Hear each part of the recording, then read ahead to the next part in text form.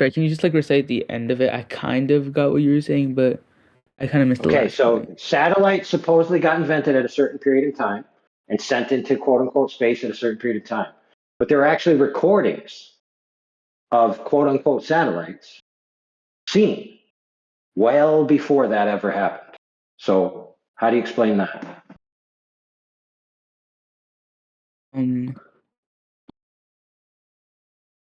They looked at hate that I keep photographic asking. plate. They reviewed photographic plates. This just came up this year. They reviewed photographic plates astronomers took before Sputnik, so before any satellite was invented. And what they noticed was they saw transients that looked like orbiting satellites, and then they looked at a bunch of more photographic plates and said, hold on, it looks like this thing's orbiting the Earth. Well, there was no satellites. They weren't invented yet.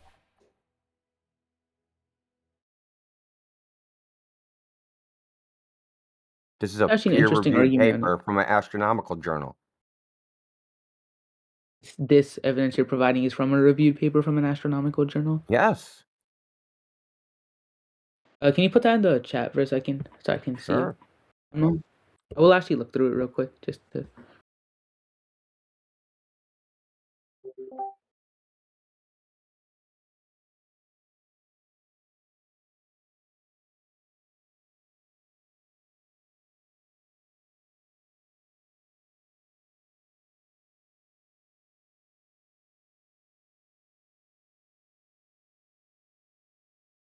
Right. So what's often posited is, of course, satellites are real. Don't you see that thing streaking across the sky? Well, things streaking across the sky existed before satellites were invented or produced.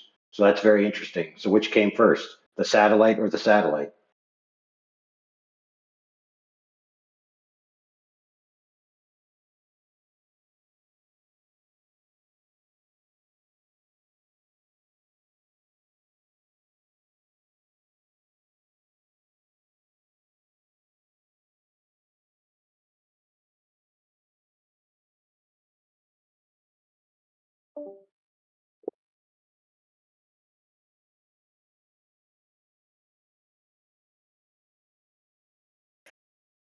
Yeah, and all of this, well, fascinating, still doesn't give me any response, which I asked you for quite some time ago, for the missing curvature of the Earth, because you said you'd never heard of long distance observations or laser tests and how they demonstrate that the Earth is not curved. So, what's your response to that?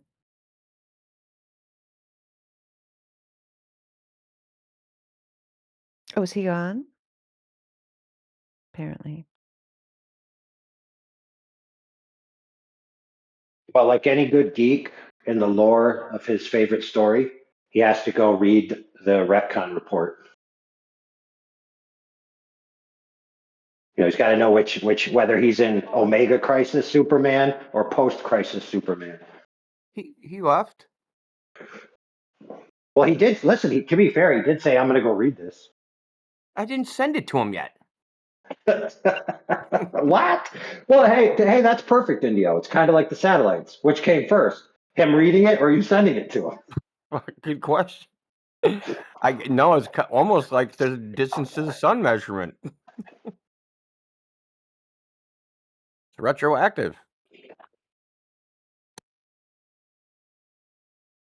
We see the sun. How long did it take? 8 minutes. How do you know that? Because it's 93 million miles away. How do you know that? Because the light took 8 minutes. Now, his gambit into this was Dandelion was basically saying the Earth's not curved, and he was like, "Well, the distance to the sun means the Earth's curved." Basically, was his point. My goodness gracious! And I heard you giggling. Well, yeah, because he kept saying, yeah, they were controlled experiments. Yeah. That were showing him that. Yep. The distance of the sun. It was a controlled experiment. Yeah, so many problems. Listen, we do peer review here. For example, Dandelion, you know, she's a nice person, and you know, Indio, he's pretty cool. See, I reviewed my peers. Why didn't you call me a nice person? Well, because nice is an insult to a guy. Yeah, true. Just being pretty cool insult for a girl. No, it's okay for women to be nice. No, I said pretty cool. And You said I was pretty cool and that she was nice. So if you call her cool, is that bad? I think you're pretty cool, no. Dandelion. Thank you. See, this is I why think we I don't should do be peer nice. reviews. Yeah. Peer review screws everything up. That's why it's wrong most of the time. Hair review.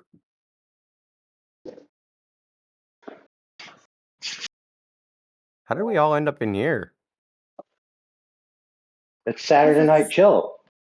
That's right. Absolutely. Saturday Night Fever, don't you remember? Oh my Dandelion goodness. sent out the call, that's why. Yes, it's Saturday Night Chill Sesh, which comes from the fever. Fever chills. Makes perfect sense. We're all in here because they're screaming at each other everywhere else.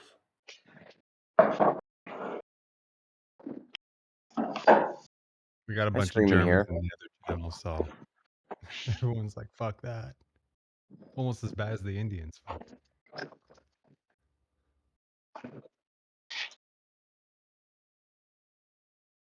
The Indians, what? You on about? What I said was, we were all in the English hub, and there was a bunch of Germans that came in, and everyone said, fuck that. Because the accent, for example, is almost as bad as the Indians. Someone made like a flat Earth song. I was playing. Who played that last night? Like the Bollywood flat Earth song. Probably DJ, man. It was DJ like Rakesh. Indian music. It was like Bollywood style. I was like, what is Yeah. going on, man? That's DJ. terrible. That's DJ Rakesh, India's #1 flat earth pop star. DJ Rakesh.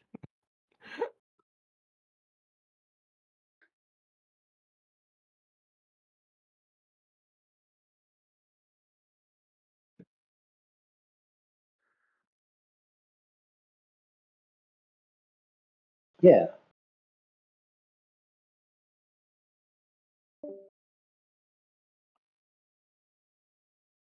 Yeah, let's see. My name is DJ Rakesh, and I must confess that the peer-reviewed situation is quite a mess. So when you're looking for a report to use as your retort, just give me your credit card number and I'll put you on hold.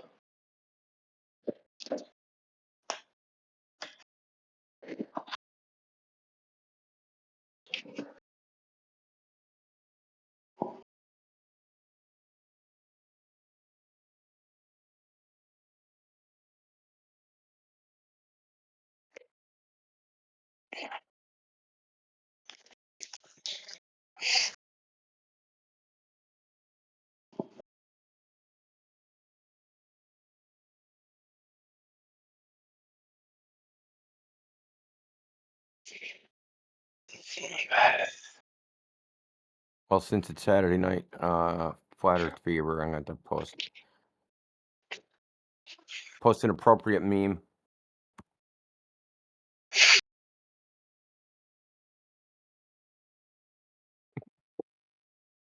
So big it's flat. Nice.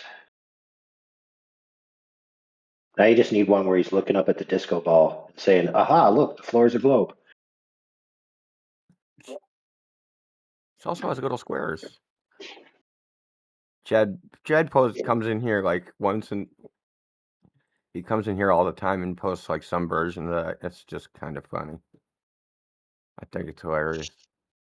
Dude, if see the same Chad that always posts that zombie with the face falling off. I don't know. You know what I'm talking about though, right? Yeah. Like Globers be like, and then he posts the zombie. Yeah, he does post it, yeah. I think that might have been from Chud, if you remember Chud back in the day.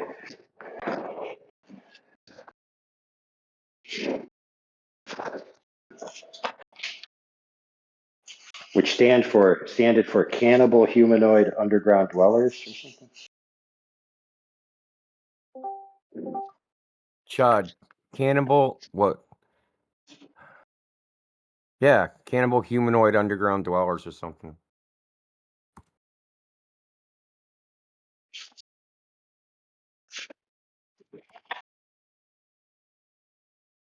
Dude, the one about the killer rats, dude, that movie was crazy because it basically was just talking about New York City, and it's like, wow, this could actually happen.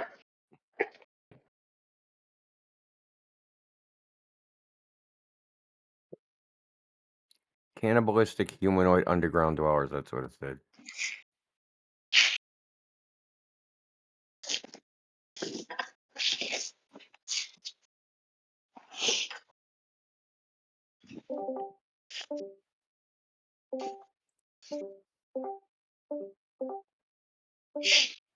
Hey, Cat, you can actually stay in the call long enough to be unmuted, dummy. Cat, hold still, bro. I'll unmute you. Hold on, give me a second. He's Oh one of yeah, those Cat's clearing his been mic. he's been very busy in the lobby. I can't wait to hear him. Yeah, tell us all about your globe, why you believe in it. Oh my goodness, he left immediately. He's like, oh no, they're gonna mute me. I might have to talk. I didn't want them to actually address me. I just wanted to get unmuted so I could sound snipe. Does everyone in here think the Earth is flat, or is it a mix? I don't know, do you? I think it's round. Oh, so the answer's no. Ah, Tell us all about it, Dylan. What makes you think that it's round? it's a whole bunch of things, really, that all kind of fit together. I studied engineering, so I have a lot of physics background. Like, Oh yeah, and what day in physics class did they present proof of the globe? And please tell us all about it. well, it has to do with I mean, in terms of the physics, like just the whole model, like gravity, cosmos. There were some things we did, I remember there was a bridge problem. It was just a mathematical thing where you had to include the curvature because of on a very long bridge. But Wow, physics has changed. When I took physics, it was based on empirical evidence, reality, mathematics, things that were actually true. That's very interesting to me that your physics teacher would lead you astray to How long such was that a bridge? degree. Yeah, that's crazy. right, so it's there's a lot of different sort of angles to go from. How do you guys explain the stars spinning around the way that they do? Like the stars circle the Polaris in the northern hemisphere, and they That's circle such a hot topic lately. the, Holy. southern- the Southern Cross in the southern hemisphere. Well, let me help you out, bro. Let me help you out, Dylan. Your first question was, how do you explain something that's not the Earth? I just want to, like a phone a friend, preemptively just tell you that when somebody has a counter idea to you and it has a particular that's a glaring particular, like the Earth is flat, the most appropriate question should be, how do you know the Earth's flat? Don't you think? Um, well, it's sort of we're not necessarily starting from the beginning, I guess. I've been exposed to some of the flat Earth stuff in the past. I think it's commendable that you guys are questioning everything. I think it's something that a lot of people don't question everything. But for me, I was questioning that model like even as a child, and it's just like it fits with everything else, you know? We have GPS, we have latitude and longitude, you can do celestial navigation. Uh, So that funny, dude. wouldn't work, huh? This shit's just funny, man. Everything you're saying is based upon a misunderstanding about how that shit even works, which is funny to me.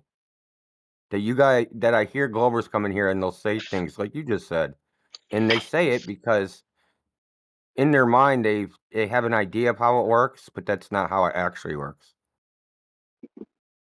For What do you instance, how do you think celestial I'll give you navigation works? well, latitude and longitude are in the sky. They're not on the ground. You It's a can't find spherical your latitude and now, Dylan, if you can't see the sky, how do you find your latitude and longitude? if you can't see the sky, how do you find your latitude and longitude? Well, we have GPS.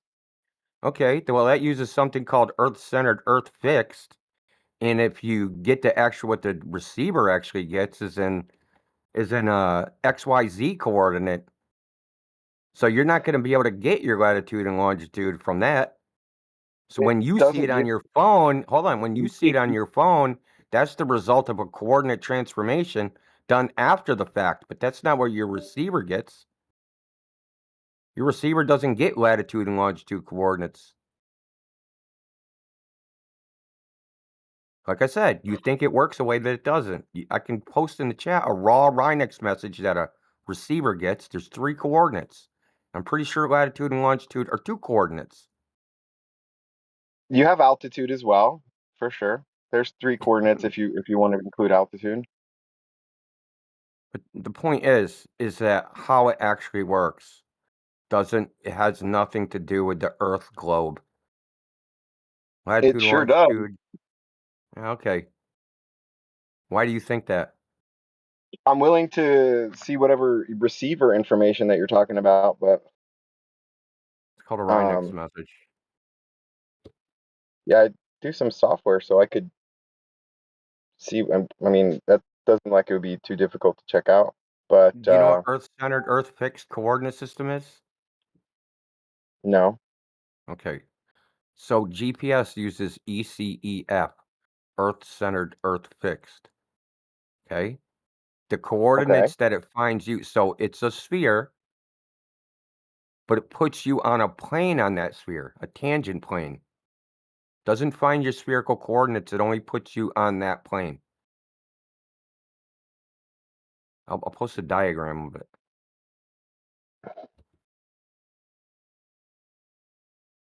Very interesting. It's actually kind of quite hilarious. Yeah, I'm trying to, have a respectful conversation with you guys. Like I said, I think that it's I impressive that think you I'm guys are being questioning respectful. everything. I'm not Yeah, no, criticizing you. Like we hear this all the time. It's just the way it's right. taught. It's not your fault for being misinformed. You're a victim, dude. Well,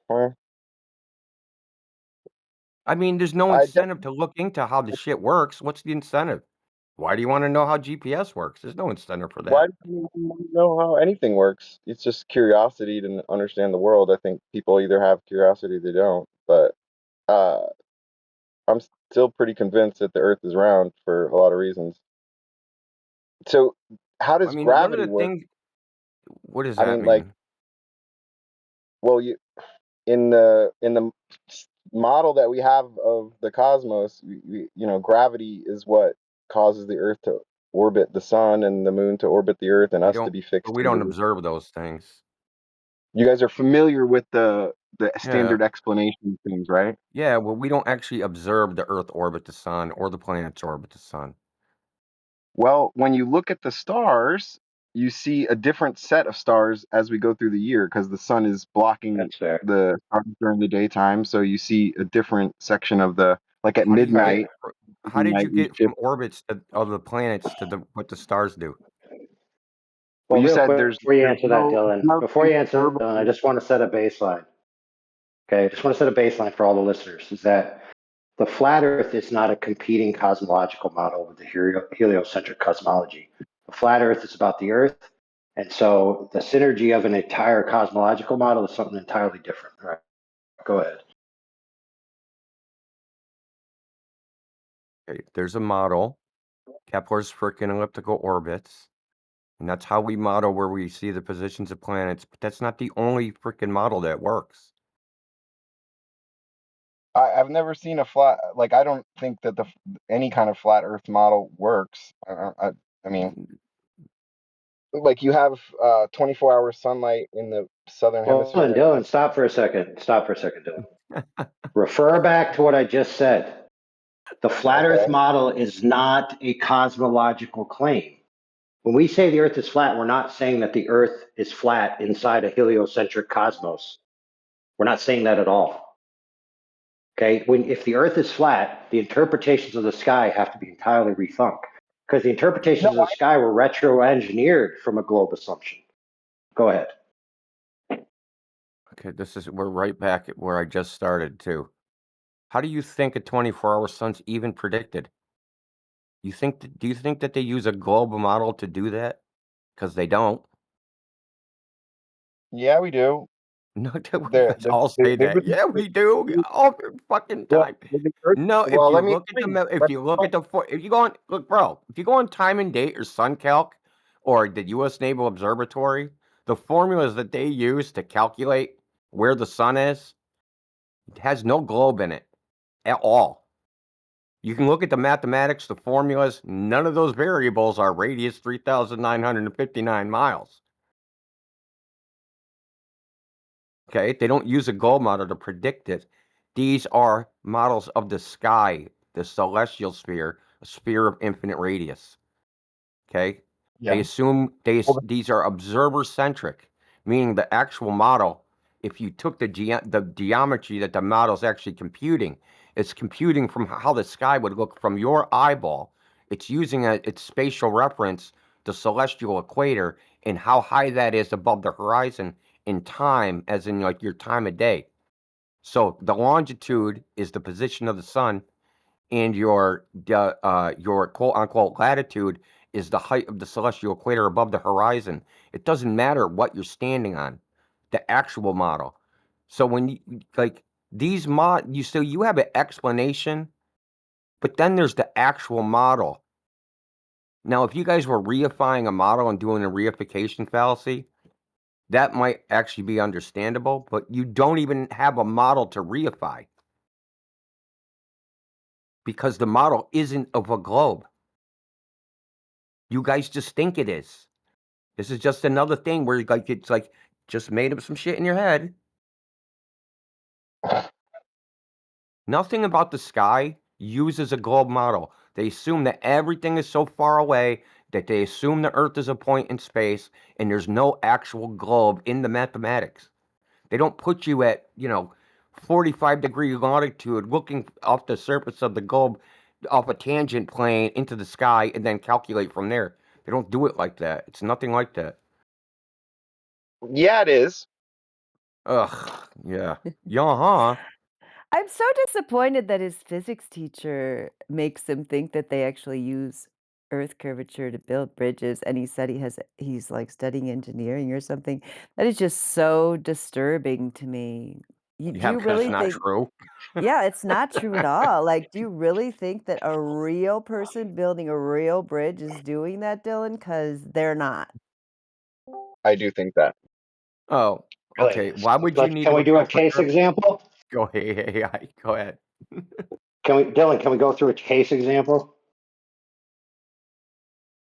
If You know what the that means? structure is long enough, I mean, Okay, on am I small, speaking and asking questions, or am I talking to the ether? you can give me an example, sure. Okay, so ifs are all fine and dandy. Now, allegedly, the Verrazano Narrows Bridge in New York City was intentionally calculated to be an inch and 5/8 out at the two towers. So it has towers right in the center. They're split about a third of the way, and then the next tower is the next third of the way. And supposedly those towers are intentionally designed to be an inch and 5/8 wider at the top than the bottom in order to account for the curve of the Earth. Now that's the claim. Now the problem is that claim is based on ideal geometry of the Earth. If the Earth was a 3,959-mile radius and the towers were directly vertical radial splays to the center of the Earth. Now that's already a problem because the calculations for gravitational anomalies already make the plumb lines not go to the center of the Earth. So that's already a problem. So their calculations are wrong. Secondly, the bridge is made out of steel and concrete, and you cannot build a concrete structure as tall as those towers are with an intentional variance of an inch and 5/8 because it's an inch and 3/4 variant per span. And there's like multiple spans in the height of the bridge that they set. And so even if they allegedly attempted to intentionally engineer this in, it couldn't be practically done in reality. Not only that, but the steel expands throughout the year. So the deck of the bridge actually goes up and down by 11 feet throughout the year, just from the expansion of the steel. Not only that, but they have sway guides, which are meters that's on one bridge to the other, and it's intended to see if the bridge is swaying under the wind beyond a certain tolerance. And that machine isn't even capable of measuring an inch and 5/8 separation over a duration of time. So, in other words, if somebody claims that they engineered this inch and 5/8 out into the bridge, it would be inconsequential because one, they couldn't effectuate it in reality. And two, even if they did, the variance of the structure itself would subsume that small amount. So it's almost like whether they do or don't is irrelevant. Now, unless you can show me a bridge to where the alleged accounting for the curve of the earth would cause the bridge to fail in any appreciable way, and then demonstrate this by actually measuring it in reality, your claim that you have to account for curvature in bridges is purely conjecture. In other words, you could think you have to, pretend that you did it, and nobody would be any the wiser because it can't be measured, nor will it affect the bridge in any way. What say you?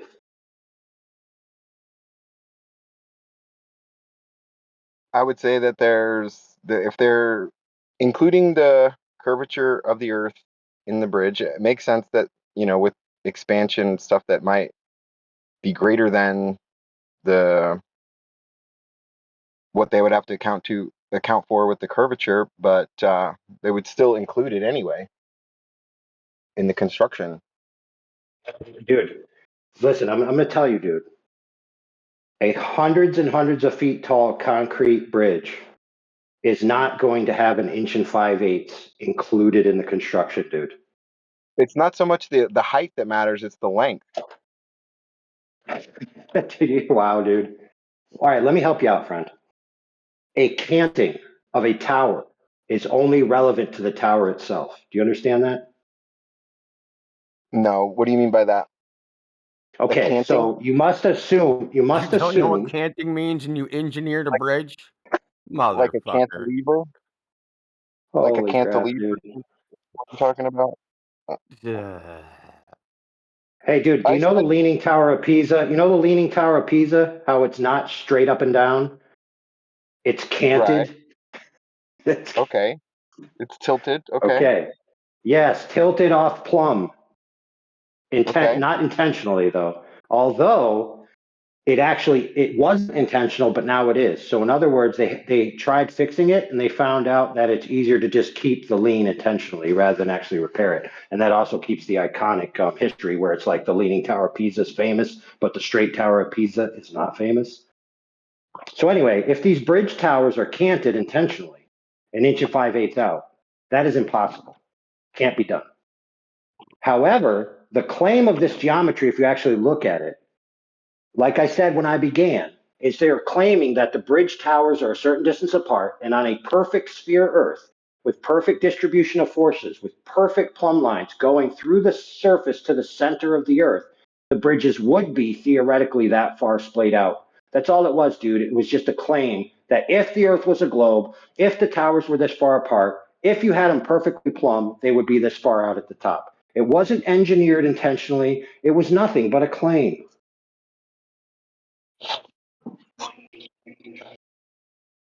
So, what behooves you, if you have a counterclaim to this, is to demonstrate that any intentional alterations to the physical structure of a bridge are made to account for the curve of the earth and that they can be practically effectuated in the fields. In other words, you can make a claim that you need an inch and 5/8 out, but then when you build the structure, it's nowhere near that and it works anyway. So that doesn't prove your claim.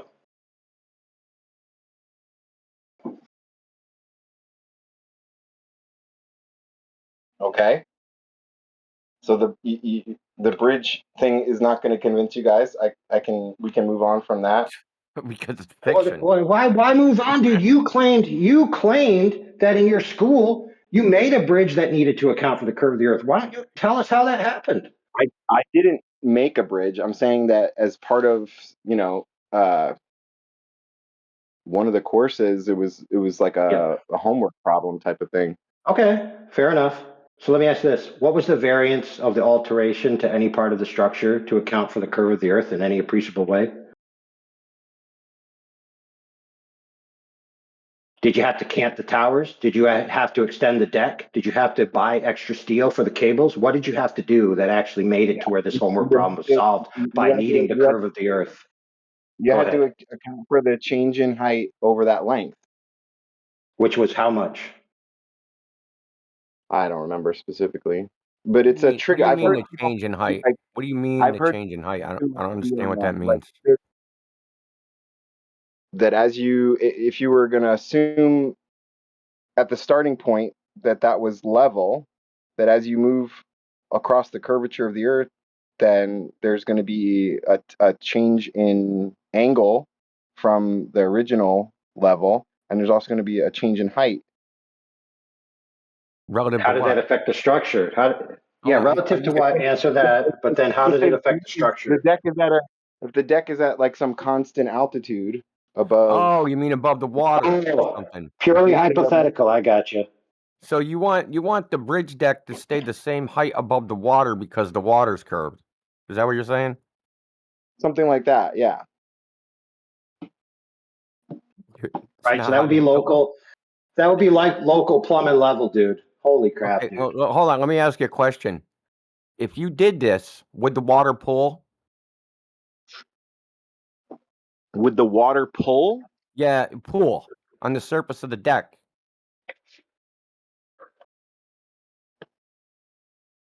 If you had to curve the bridge to conform to be parallel to the surface of the Earth, which is also curving, right?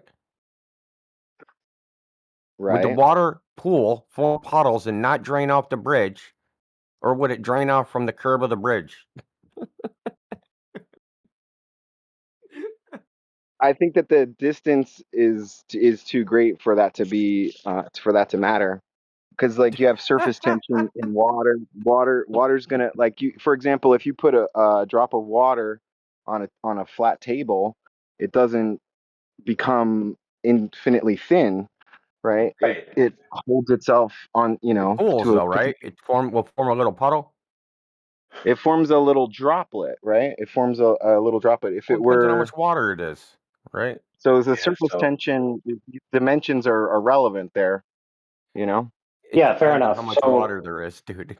That's exactly, but we're talking about applying the water to practical reality, in which you just said it'd be impossible to notice anything with the water. So this doesn't prove anything.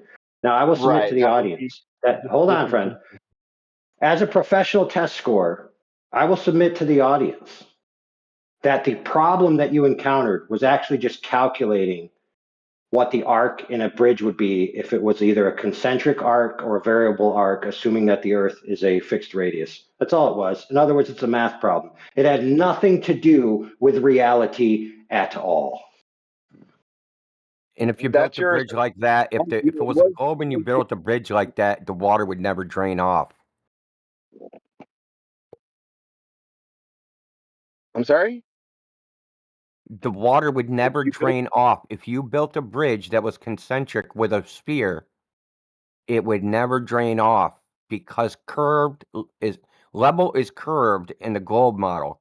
So all the water, that bridge would technically be level, and the water that got on it would just form puddles. It would never drain off of it.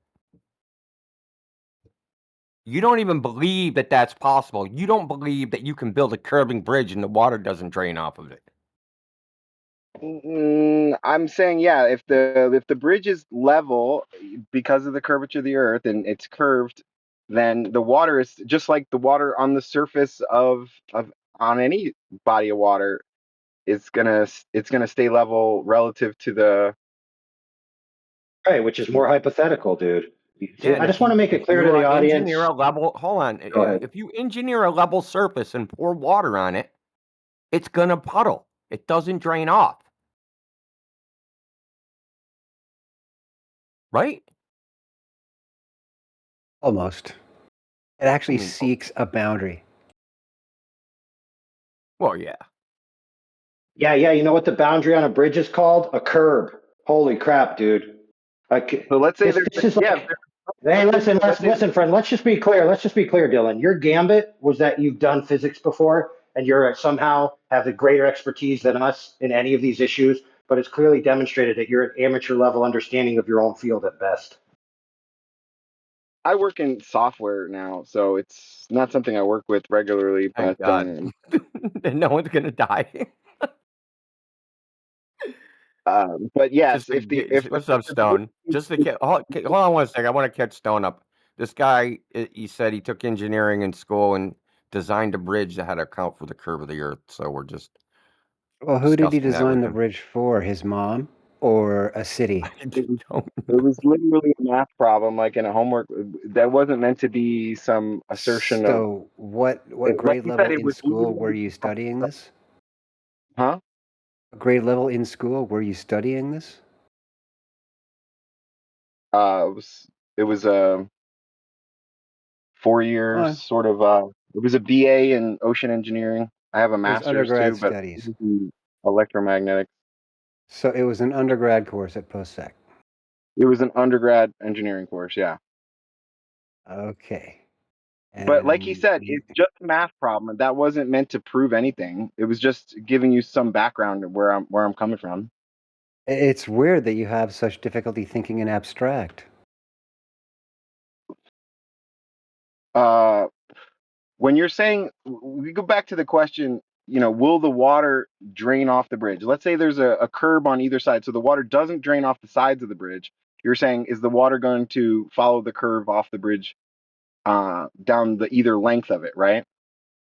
I'm saying, yeah, if the bridge is got a consistent height to it, accounting for the curvature of the earth, then the water would stay level. You could put a curb on the sides and the water would have the same height across the bridge. What are you talking about, dude? You don't have to account for the curve of the Earth. Yeah. If listen, friend, let me help you out. The curve of the Earth is local, would be local level in your view. So all you have to do is build the structure level, and it automatically would account for the curve of the Earth. For holy crap, dude! This is what I get. Why this is what I'm saying, bro. That you tried to put this gambit that you did some things that had to prove the Earth was a globe when you were in school, but this not only could this not prove the Earth is a globe, it's not even close, dude. That wasn't a proof that the earth is round. I was just telling you where I'm coming from. You asked me like, why do I think the earth is round? And I was just giving you where my background is. Yeah, fair And enough. And so I'm glad it's I'm not. glad you said that because that gambit to say, my background is I did a math problem that can't possibly determine whether the earth is curved or not. That's why I believe the earth is curved. Yeah, I agree with you. I think somebody specifically asked me a question like, did you do anything in school that accounted for that? That would be anywhere relevant, Yeah, and I that see was that. come to Yeah, mind. so I don't know if you're going to concede that that is your theoretical, fairy tale science fiction math problem doesn't show the Earth as a globe. So what is your like? And then you named like 10 or 15 other things. So just how about if you just focus on one thing? What is your best proof of your globe? Well, I kind of wanted to handle one more thing about the bridge before, if it's Oh all yeah, right. go for it. Yeah, we don't have to pass on from the globe, from the bridge if Okay, we're because this into guy it. says Yeah. he's an engineer. He studied engineering, undergrad degree, post-sec. Then, dude, um, what was your name? Let me get back to where you guys are in Discord here. The civil engineers do Was more that bridge. Miles or Dylan? What was your name? Dylan, there you are. Look, are you familiar with the term modulus of rigidity? Yes, somewhat. Okay, what does that mean to you? Well, the modulus of elasticity is what Oh, comes to no, mind. that's not what comes to mind. Is the one term I'm talking about. Don't talk about any other term. Just describe the term that I use because you said you know what it is. What is the modulus of rigidity? Not sure. Okay, so why did you tell me you know what it is? I said it was familiar. It rings a bell. Maybe I should say that. Okay, the modulus rigidity is almost directly related to something like scratch artists. That how dense is the material? How much when you apply lateral pressure to the material in a longitudinal form, what's the deflection going to be? You know what I mean? Modulus of rigidity. Does that make sense now? Yeah. Okay, great. Now, when we talk about the world's favorite construction material, which you know it, concrete and rebar, right? Yeah. Okay, so they've got these big, wide fucking columns and these at least 2 points on a cantilevered bridge. The two towers themselves, they're hundreds of feet apart. and they're 100 or 2 feet high, right? Okay. Okay, so that's your longitudinal, looking towards the vertical. So if you were flat on your back on the bridge or on the ground under the bridge, looking at that tower, you're looking straight up the line on the tower, okay? How much physical sway do you think is going to happen in 200 linear feet directly away from your eye? Just based on not the load, not the change in temperature, but just the wind changes. A mild breeze. How much sway do you think is going to happen at the top in the Probably oscillatory several sense? feet. Probably several Several feet, feet. depending on the Several wind. feet, right? Several feet. And I would concur. So when we're talking about that much sway, who's talking about an inch and a half between two of those towers 400 feet apart? Nobody. Nobody. They're only talking about vertical here and vertical there, and they don't give a shit what this separation is over altitude. It's absolutely delusional that you think anybody in the engineer field is even talking about that. Does that make sense to you yet? I think it only is relevant in very long distances. We just talked about that they're talking about a 200 plus foot height tower, and they're about The 400 or height of the 500 tower feet apart. the height of the tower isn't really relevant. It's Oh the length, yes, it's it's the absolutely ratio relevant, of length dude. of length It's to height the change. height of the tower is relevant because you have to consider the cross-sectional value, the impact of the wind hitting it, right? If you're talking about just the deformation from the wind, then yeah. I'm talking about the total impulse value, the push value of the wind because of the cross-sectional area of the wind hitting it. Okay. But It's not insignificant. You must concede that. You just said there's going to be feet of sway. And I concurred. Okay, how so long is when this we bridge that we're talking? what? How long is the bridge that we're referring? You said it was the It Tacoma doesn't Narrows. matter because we're only talking about the two towers, and they're about 400 feet apart. Well, then the curvature of the Earth isn't relevant. How isn't it? Hmm? How is it Okay, Because not relevant now? real quick, the Verrazano Narrows Bridge is 4,200 feet long. There you go. Okay, hundreds of feet between the two towers.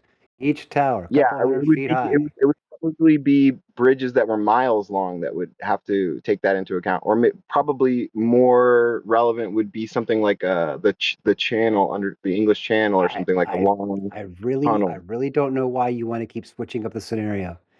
Just talk about what we're talking about. Let's wrestle the single point to the ground without scattergunning, strawmanning, or anything else. Okay? For very long structures where the curvature becomes relevant and the tolerance is very tight, then you would have to account for that you would have to account for Okay. the curvature. Now I'm going to give you empirical evidence to the contrary. Are you ready? I'm ready. Okay. Do you know who Taylor is? Our friend Taylor on Ether Cosmology. She's a resident PhD candidate in biology. Taylor, you Okay. know her? No, You know her? I don't know Know who. about her? Don't worry, don't worry. That's fine. She is a go-getter. She's a digger. She likes to find the answers, get the fucking answers from wherever they come from. And in the case of the Pontchartrain Bridge, are you familiar with that one? No. Hmm. Okay. Well, if you've been hanging around any flat Earth communities for any length of time, you will witness a great deal of fervor and debate and hearsay and anecdote and bullshit and distorted pictures and controversy over the Pontchartrain Bridge. It's somewhere near New Orleans, if that gives you a grip on where it is. It goes over a lake. Of course, it's a bridge. And it's a little over 24 miles long. Do you think that falls within the group of structures you just referred to where curvature matters? I would think a 24-mile bridge would yeah, that would be relevant. Falls within. Yes? That's Yeah, what you're talking I about? would think. What you think you're talking about? Okay, great. Well, Taylor is the one who actually approached me about the project, and I recommended, yeah, go for it. And she did. She got a hold of the city planning department, who were in charge of keeping the records for all of the construction and updates on the Pontchartrain Bridge project. And it turned out to be two-phase. The first phase was when they first started building it and completed the first phase back in 1955. Okay, it was just one two-laner going straight across. Well, in the 70s, they added it. They doubled it. They had another two-laner next to it, so it's kind of like a separated highway. It's actually a double bridge going straight across the lake, almost a perfectly straight line the whole time. Okay, for 24 miles. It's got about 20 towers, but they weren't very tall because this whole bridge is right just over the water the whole time. A couple of feet. Okay, 10, 12 feet tops. All right. Well, she got a hold of those planners down at the city, and they sent her the complete set of plans to that project. And of course, the first thing she did, well, I don't know, one of the first things she did was send me a copy, 7 or 8 or 9 PDFs. I still have them, of course. What I did, because I have some experience, I'm sure you might be able to guess, is I took them to my 2D vector software and I blew them out and put them together and scaled it. Okay. And while I was doing that, I was plotting point heights along the way above the water, which are on the plans, and beginning starter points, Latin long for where it leaves the land on each side of the lake. Okay. And the elevations and the angles that are coming away, as you can expect, and the approaches to the bridge, off the land to the bridge. All that's on there too. What's not on any of these plans in either phase, 2 decades apart almost, not present at all, is not one single markation to do with Earth curvature. Not one. It's a straight-on project. It measures above the height of the water the whole time, and there is absolutely no notation, notes, demarcation, or anything on these plans anywhere that mention or have to do with or involve Earth curvature. Not one. So you are a parrot. You are stating something which is a grievous generalization to say something as audacious as, with large projects, they take Earth curvature into account. Have you looked at them? No, clearly you have not. Do you understand where you went wrong here? Yeah, I'm kind of coming from assumptions. For sure, I haven't looked into those calculations. I just looked it Okay, up. They're Dylan, supposed to be stop over saying it almost then. feet. Dylan, They're the supposed to be solution almost here, 400 feet, right? what? According to the standard calculations, over 24 miles would be almost a 400-foot, 384 feet is what comes up. 381 feet, depending on the equation Yeah, that you use. 384. Sure. Yeah, sure, sure. Okay. Yeah, Yeah, 384. 384. Right. So that's pretty significant in the sense that it's relevant. It would be relevant if you were trying to calculate these things, but I'm assuming that at this point that if they didn't include it, that they were just using Right, local which would kind of mean thing. what, Dylan? Dylan, you just said it. Hold on, friend. You just said it should be relevant. But if they built this bridge, and I know the Earth is a globe, and it's not accounted for, then that means it's actually irrelevant. So you divide by 0 and you end up with the remainder of it's irrelevant. If they're building a bridge across the lake, right, then they can use the local water height to calculate the height of the bridge wherever Okay. they go. Okay, but it's a multi-segmented bridge, right? So in the Right, but they're plans, making it you segment would by segment. see I'm assuming in they're a building it segment. profile, it- dude, you've got to hear the answer. You've got to understand what I'm saying if we're going to have a coherent dialogue here.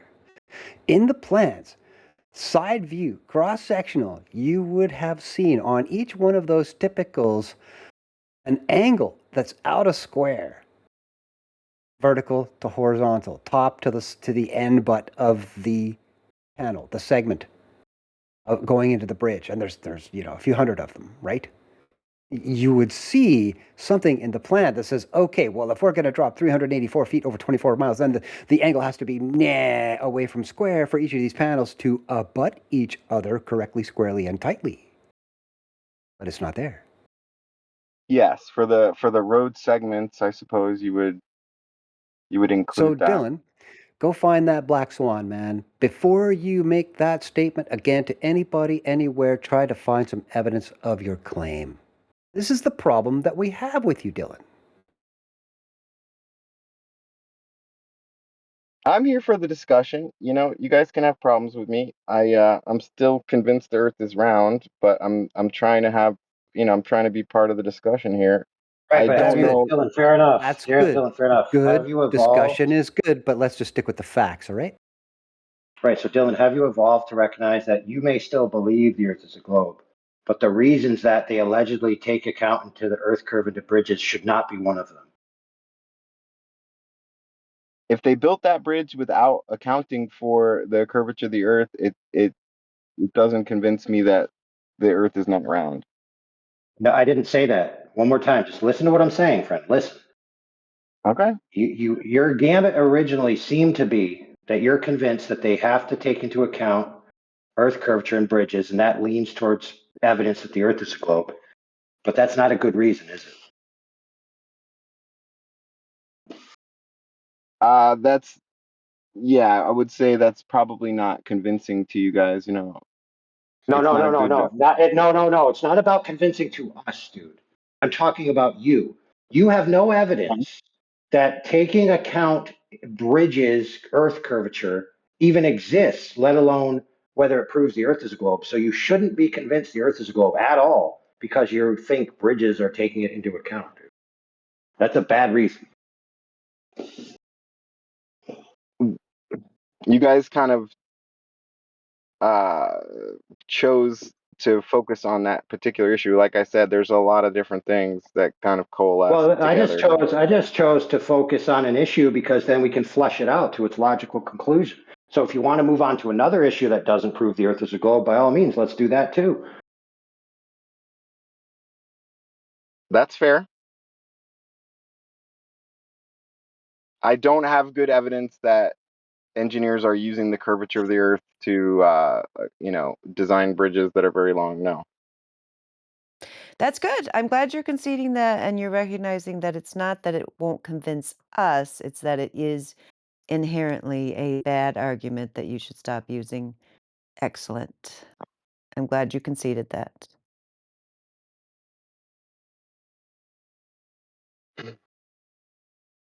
A little bit of truth goes a long way. Yeah.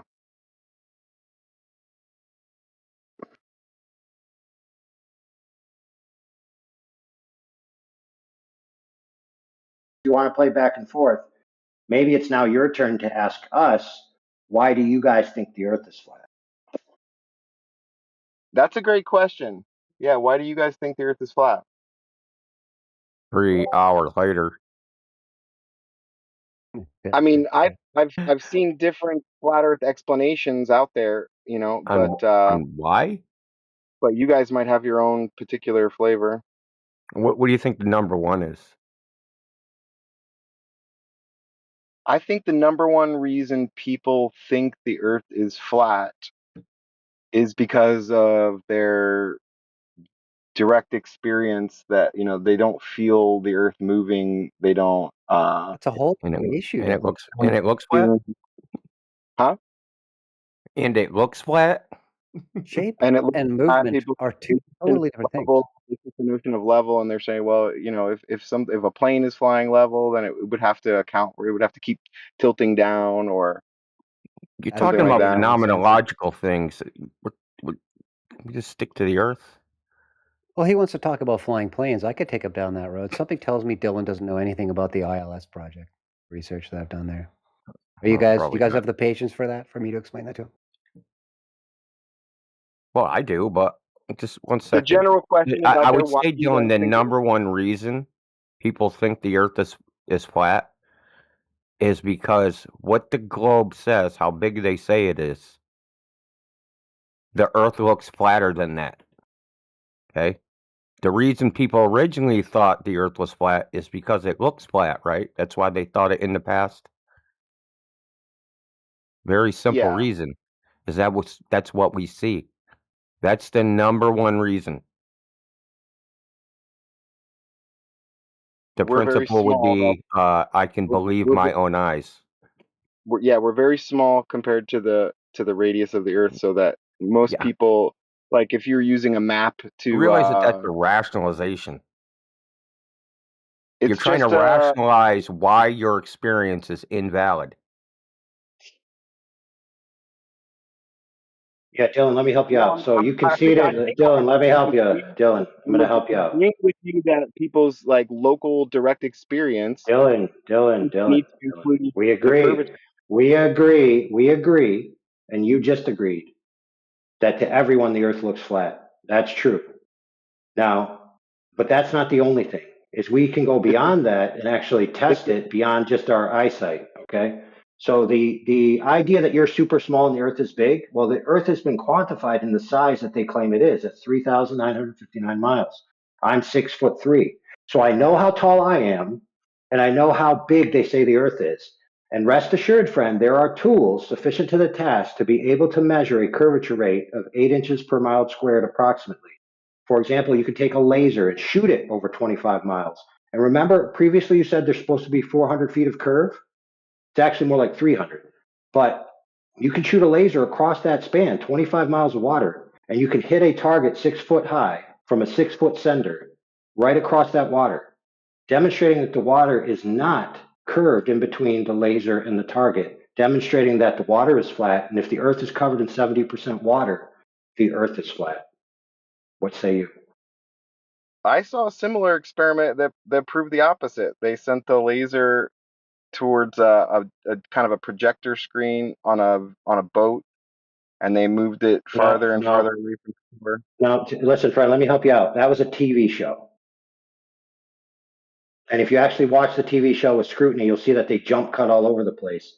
And when they did the helicopter test, they used the same footage with the same birds twice to try to represent the helicopter going up and down. So they clearly edited the footage to favor their results. It's completely biased. There's no data, there's no metrics, there's no nothing. It is a TV show, friend. So, no, you didn't Yeah. see anybody do any tests with a But, laser, my friend. agreed. That show is a painful contrivance. But Dylan, I'd like to take it away from quote our experience and what we see with our eyes and that kind of thing. And because we I'm sure agree on the concept of human fallibility and subjective. I mean, on and on and on about how why the human organism is not an adequate measuring instrument. You agreed on that? Humans are fallible. They're not an adequate measuring instrument. Yes, That humans are not an adequate measuring instrument. that's right. You can't look at something and tell me how far away it is precisely if it's 2 miles away or 3 miles away or 2.25 miles away or 2 1/8 or 2 and 52 feet. You can't do that. You're just a human, right? We typically use devices to help us, to make measurements. I think a Bingo. yes would suffice. Okay, so let's go down that path just for a sec. Dylan, are you at a PC or a Mac or a laptop or anything like that machine? Right Are you on now, your phone? Yeah, or are you on your I'm on phone? my phone. I'm on my phone. Fuck. Ah, what a drag. Okay, well, you got a pad and paper there for stuff you can check out later? Yeah, Okay, so you can take a few things down while we're talking. yeah. I Listen, would. if, Let's if, start if you miss with anything, you can also replay the recording. We were recording right yeah, now, there you friend. go. Don't worry Great. about So that's a good reference. You know where to find this, I'm sure. Look, I now keep a Rumble channel. I used to do all my shit on BitChute, but that just turned into a bad thing. So I re-uploaded a great deal, like 50 of my videos onto Rumble, and the channel is called Flat Earth Man of Stone.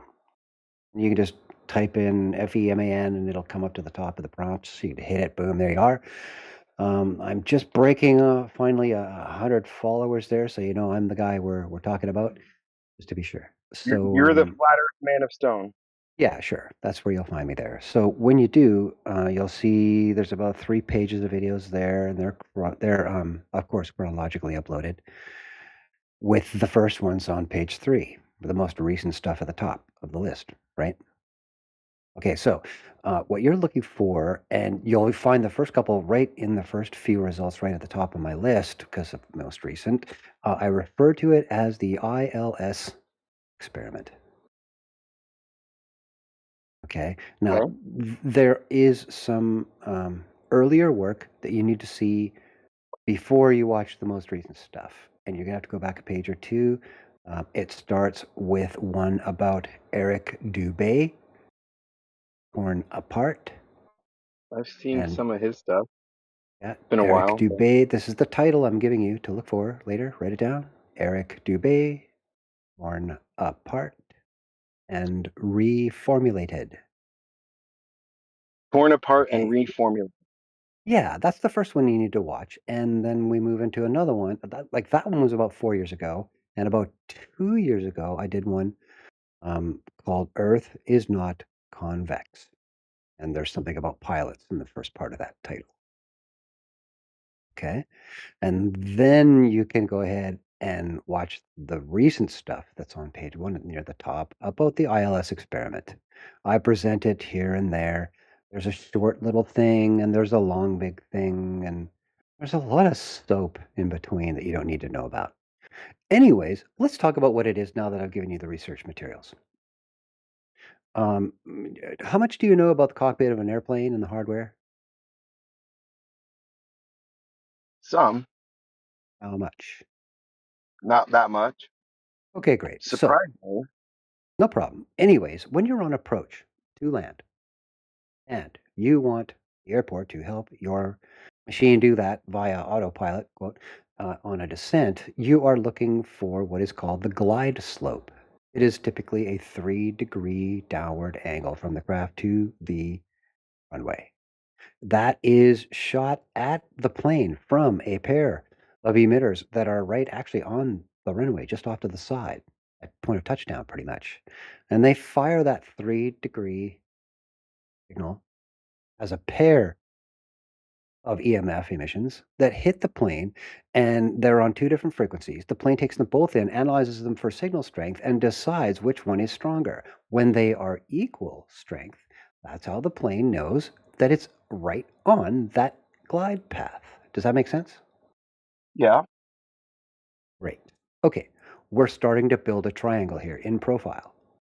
From the point of the runway and that slant angle, call that the hypotenuse, and the vertical line that goes down from the craft to the ground, but Hmm. not quite, but not quite if we're talking globe Earth, right? Because there's drop.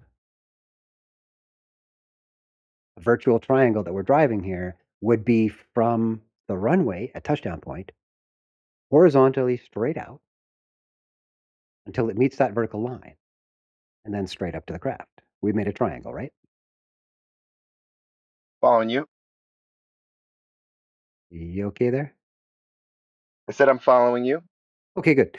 All right. So you would know that the triangle would look different in profile based on the shape of the Earth, based on the bottom line of that triangle. That if it's flat, then the line just goes straight up from the runway and then straight up to the craft.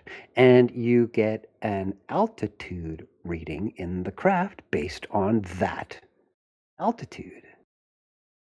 However, if it's a globe, you shoot that same horizontal line straight up from the runway, and there's what?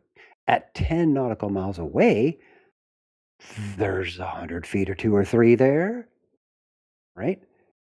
Because of additional downward curvature, allegedly, of the Earth. That your Right. altitude figure would be higher, wouldn't it? At the same distance, the same slant angle, right? Does that make sense? Yes. That your Yes. triangle, it would produce a longer vertical line underneath the craft, wouldn't it?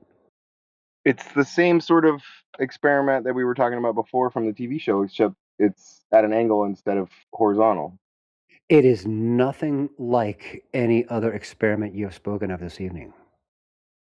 Well, when we because were talking about a horizontal laser pointed over a body of yeah, water, yeah, it's the yeah. same. It's No, the we're not same. talking about. It's the same. No, it's not Still talking really. about the tracking height.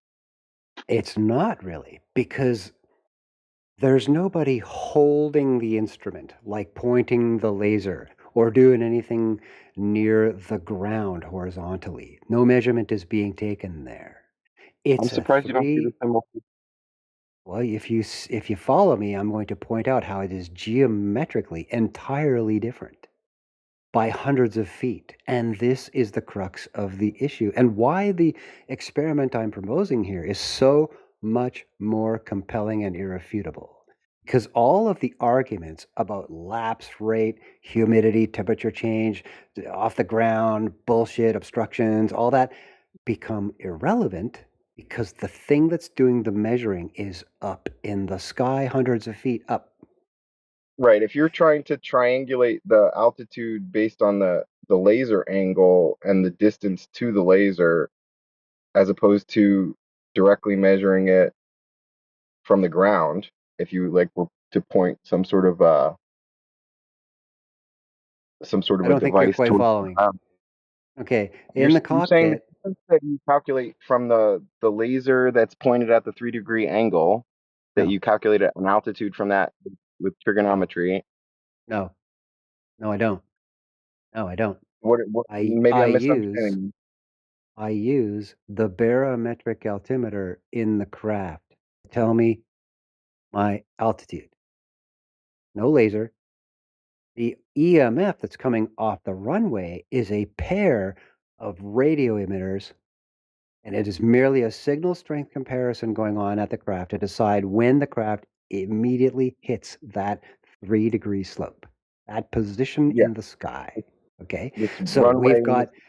we've got brutal accuracy on the angle and the distance from the runway because they use DME as well. And I recommend that you take a look into that. I explain a few things here and there in my presentations you'll pick up on, I'm sure, by the end, and understand the art of the DME and how it is not, its error margin is not distance dependent. And you'll understand that later as you study more. Anyways, what I'm trying to tell you, Dylan, is that I have data from 10 nautical miles out from commercial pilots. You asked me or us, why do we believe the earth is flat? I don't. I know that it is. I have empirical measurement where the measurements are not being taken by humans. The measurements are in a situation which is a life critical scenario where things necessarily have to be brutally precise in Can I ask order you a to question? A preserve couple questions life. to make sure I understand what we're talking Yeah, about here.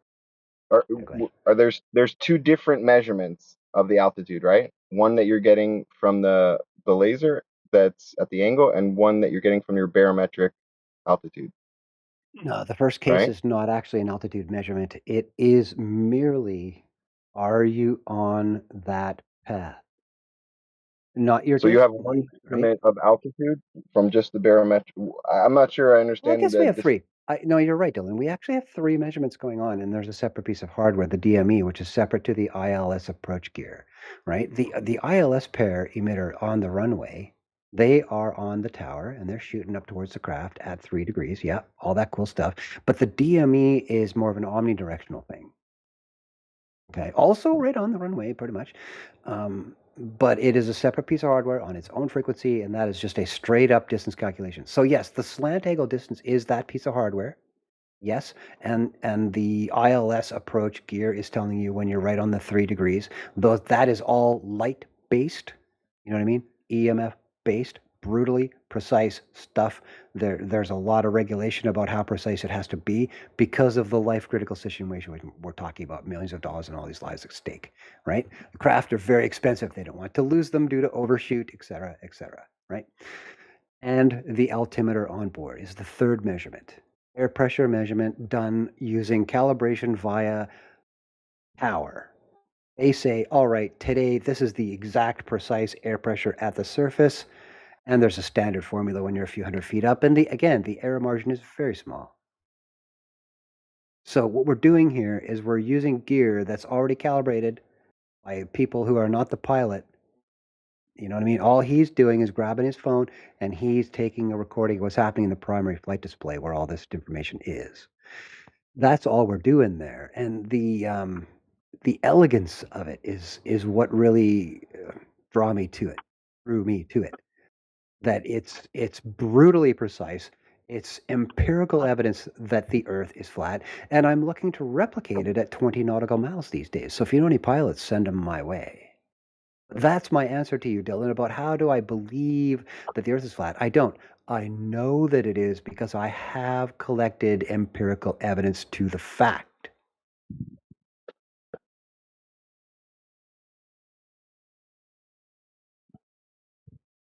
So your evidence is that these measurements are the same, that there's no Okay, difference in the measurements or something. I'm not getting okay, to the that's a really clumsy question. why does these measurements prove the Earth is flat? Like I told you, when you look at that triangle, the vertical figure, the altitude reading you're going to get is going to be one or the other, based on whether the Earth is flat or whether the Earth has been dropping 8 inches per mile squared away from the runway on approach. But there is a large difference in altitude between those two figures. You're going to get one or the other in the cockpit, and I have the video evidence about which one it is. Yeah, so in other words, Dylan, the plane exists at a point in free space relative to the airport. If the Earth was flat, it would be at a certain altitude relative to the ground. If the Earth was a globe, it would be at a different altitude relative to the ground. The Succinctly altitude that put. it's actually at is congruent with the flat Earth and disproves the globe Earth. Succinctly put.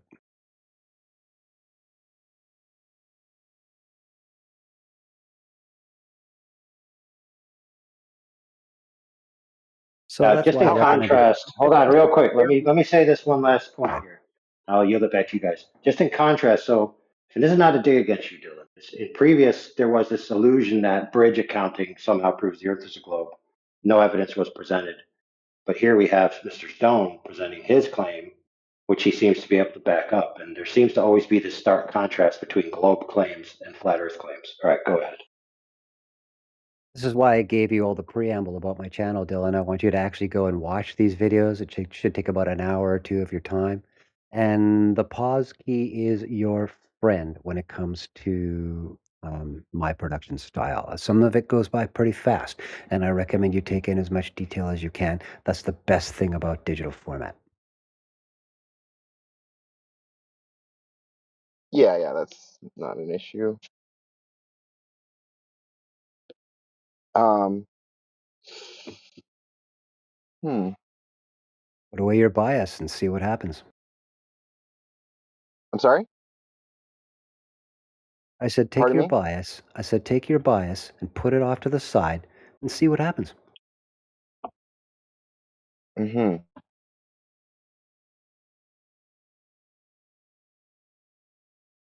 And You know, Yeah, if you engineering, and there's Dylan, there's a and there's a funny one sec, engineering. and if you like what you see in what I recommended you watch so far, I recommend you take in the rest of my channel. There is an insane amount of information there.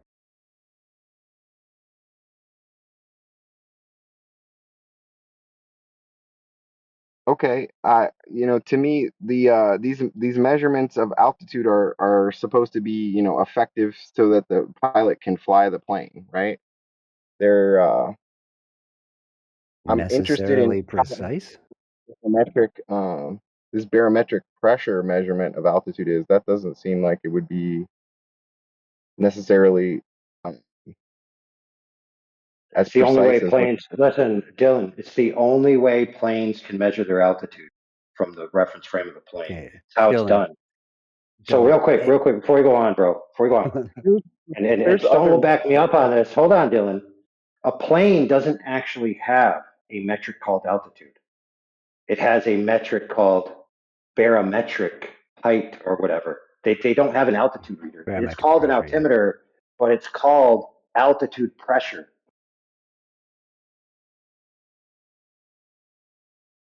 Right, it's measuring the pressure and using that as a proxy to calculate the altitude based on some formula.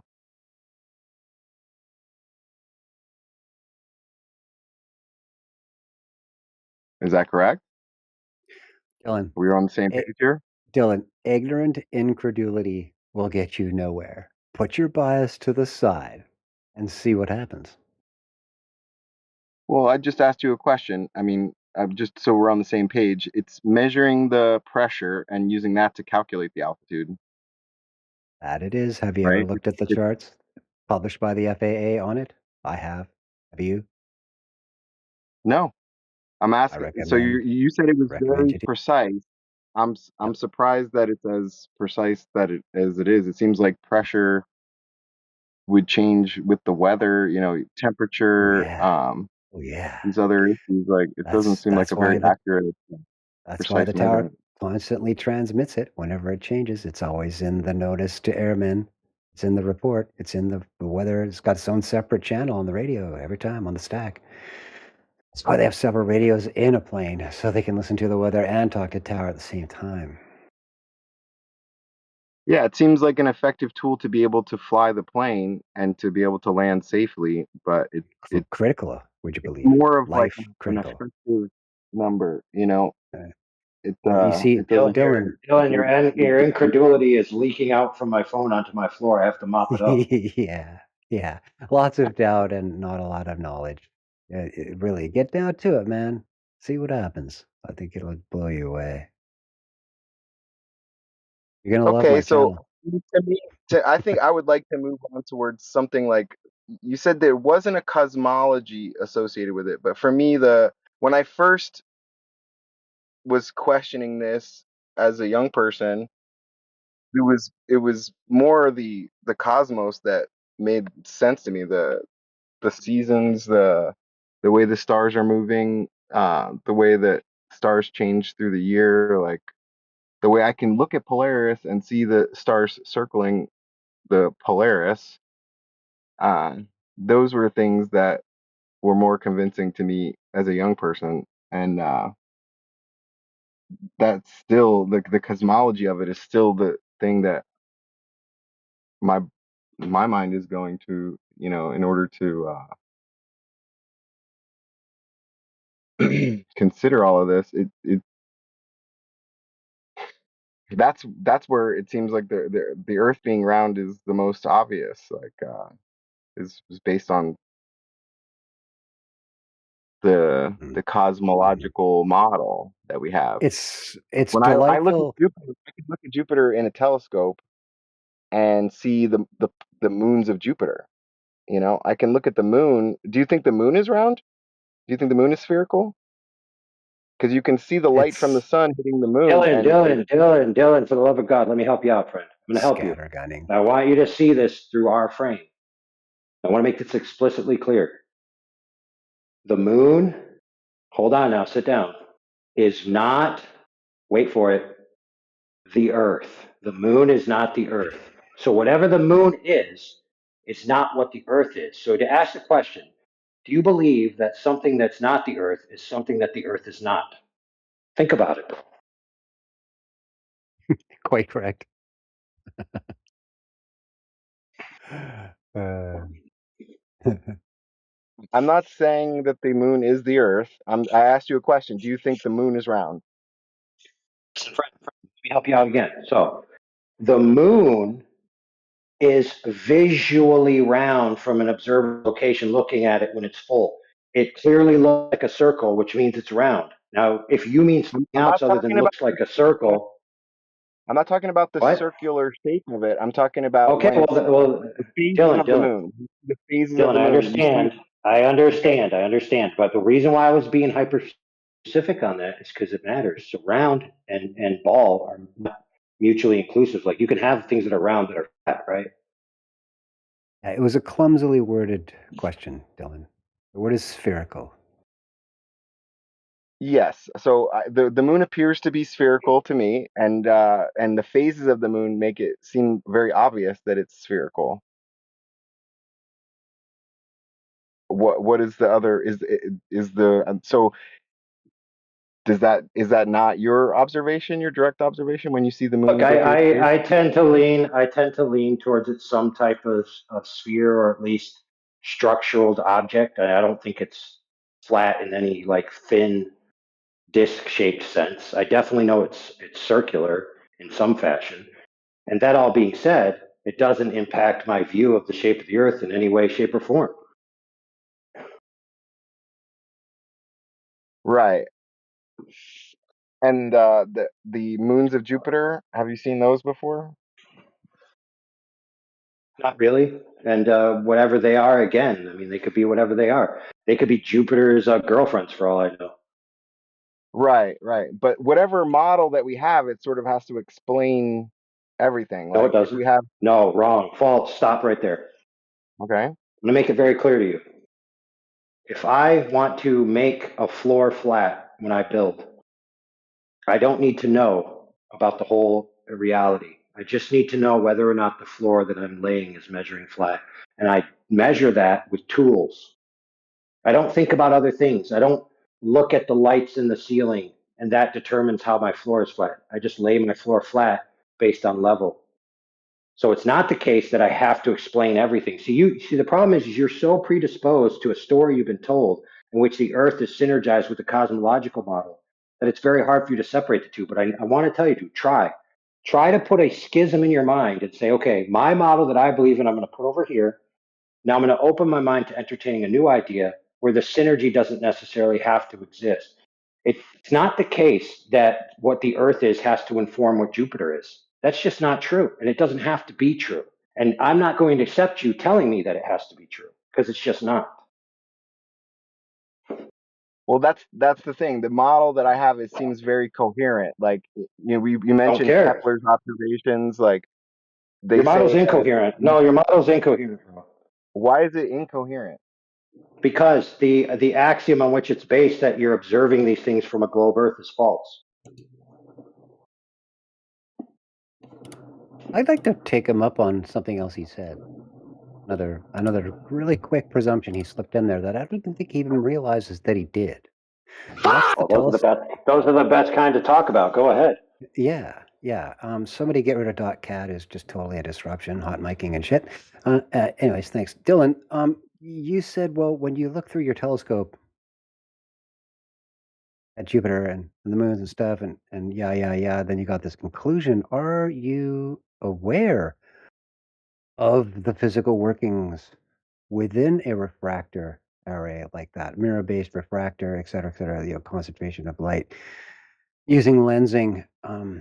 Are you aware of how there is a manipulation going on there in what you see at extreme distance through that apparatus? In that they actually tend to skew what you see and make things look more spherical than they are should you be using some other apparatus to view that object, like a P1000, for example, which is an SLR, single lens reflex with CMOS sensor, whole different animal. Are you up on any of that? I'm sure there's some distortion in the image when you have a You didn't magnification answer of a my lens. question.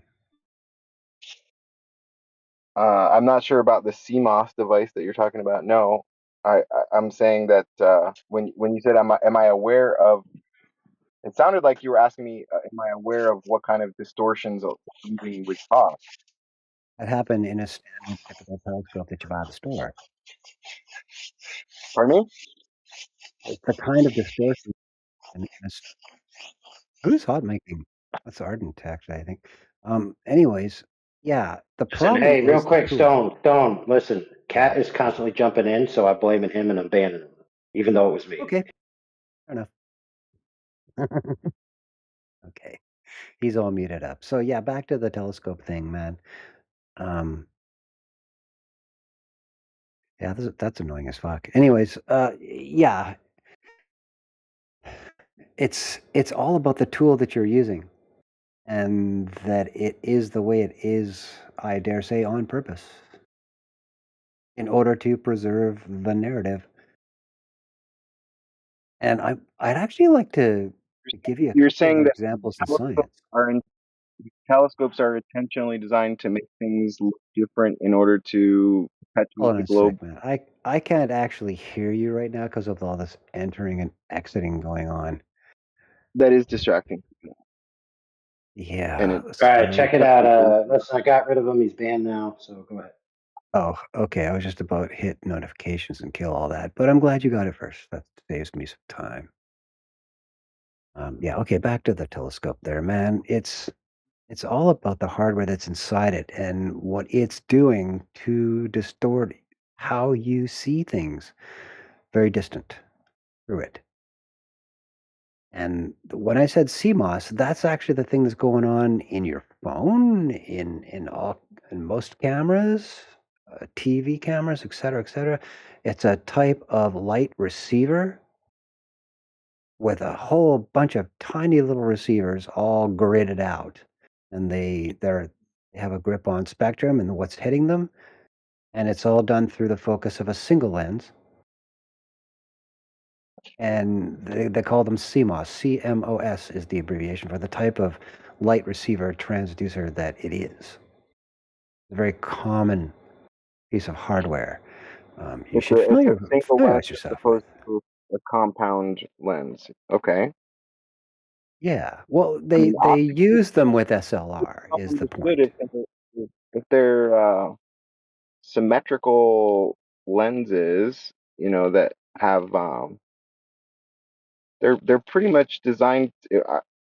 My understanding is that they're designed to just create a magnification. That's the main distortion, is that it's just magnifying the image. In what way do you think the image is being distorted that makes things, that perpetuates this globe model? I'm not sure, because This Jupiter isn't looks what round. this isn't what I The think. moon, This is actually what we see. Um, we see people taking pictures of stuff through telescopes. It looks a particular way. We see people with P1000s and the like taking pictures of the exact same things, and they look entirely different. And to acquaint you with how different they look, my next question has to do with both cymatics and sonoluminescence. Are you familiar with those terms? yes. So you know what cymatics are about. Cymatics are patterns that uh, are produced by sound. They're A essen- resonant essen- cavity effect. okay. Did you catch And that? then They're a resonant. sonoluminescence is like acoustically produced flash. They used to call it star in a jar, where they Yeah, create good. cavitation. And Excellent. Good. Okay, so put those two concepts together and take a look at the stuff people who are on our side of the fence are publishing in terms of picture and video of Venus, things like that. Close by, stuff, Mars even, that you think you've seen a lot of pictures of, but not like anything what we're publishing. And this is why.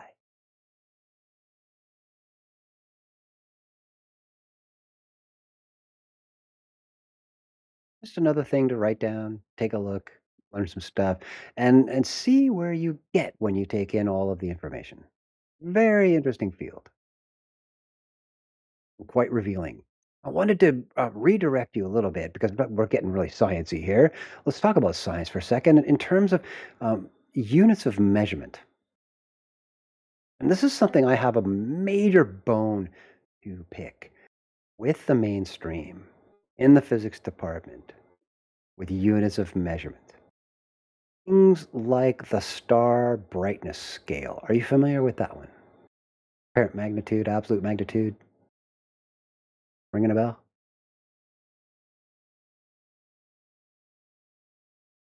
Yeah. Still there, Dylan?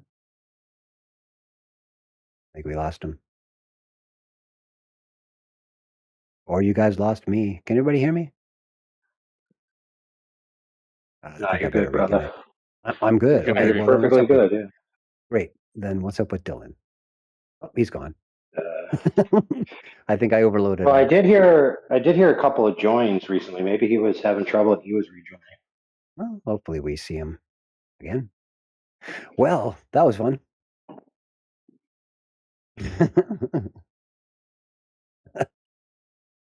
Now, listen, our homies here, they clip out all the good combos, so this one will be archived. We'll get you a copy. Oh no, I'm good. It's the same stuff I talk about Friday after I Friday know. after Friday on X. Yeah, yeah. Indio I hear you. too. Indio dropped out of there. No, we didn't lose Indio. Indio was like, hey, there's somebody competent on the mic. I could take a nap.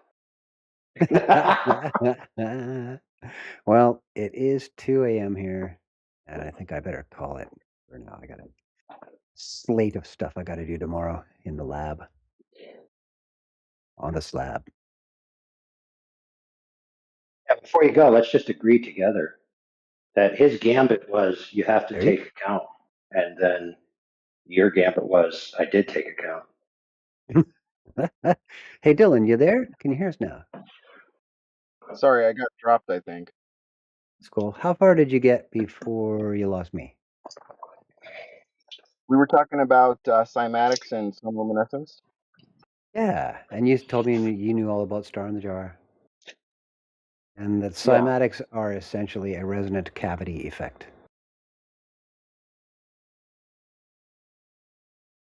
Longitudinal, right? Compression and rarefaction upon itself, reverberating in the same Aldney area, plate back and forth. considered cymatics?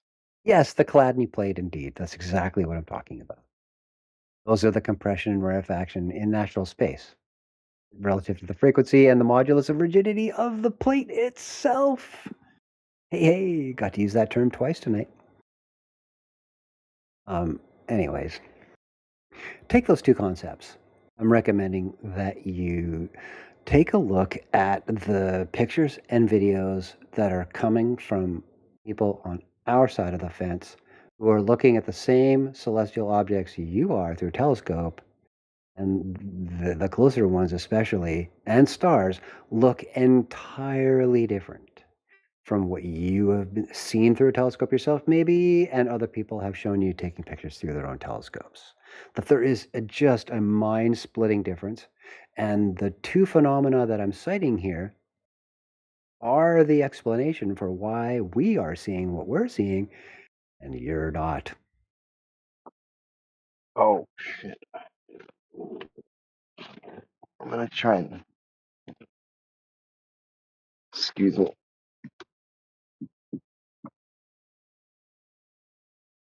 But now that you're still here, there's one more subject I wanted to cover. Let me know when you're ready. Trying to plug my phone in. I'm at 1%.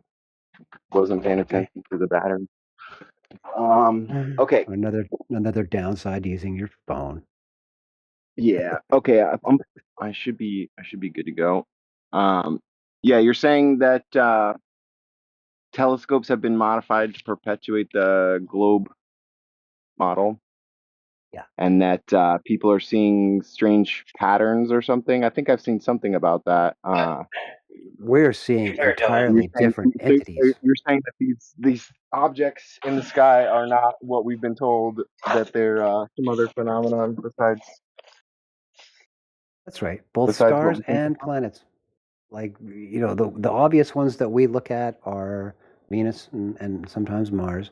But a lot of the stars, the ones that are brighter, you're going to see a fair bit of footage from the Flat Earth gangs over that, and that shit looks way different. There's a reason for that, and it has to do with what I was describing before about your tool.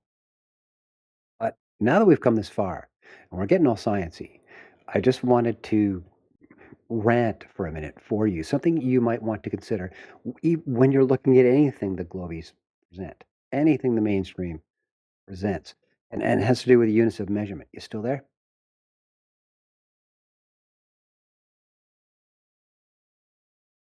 Dylan, my man, you got any energons left in that phone? Oh, wow. Strike two. You guys can hear me, right? Brother. Yeah. Yep. Solid. Good. Because it's usually me. Like on Friday nights and stuff, it's usually me that got the shaky Elon balloon link connection. So this new arrival, what's that? Nice Roblox champ. You might want to mute up there, buddy. Hey, Dylan, are you still there? No, we got an exclamation point on Dylan. Don't know what that's about. That means horrible ass connection. Uh, I'm back. Get closer. Cool. All right. You ready for this rant? You solid? You plugged in? Got energons? I'm plugged in. I don't know why I keep getting dropped though. Me neither. All right. So I just wanted to talk about units of measurement briefly for a second and rant some. Hey, Roblox, grab the mute button, buddy. Okay, so Dylan.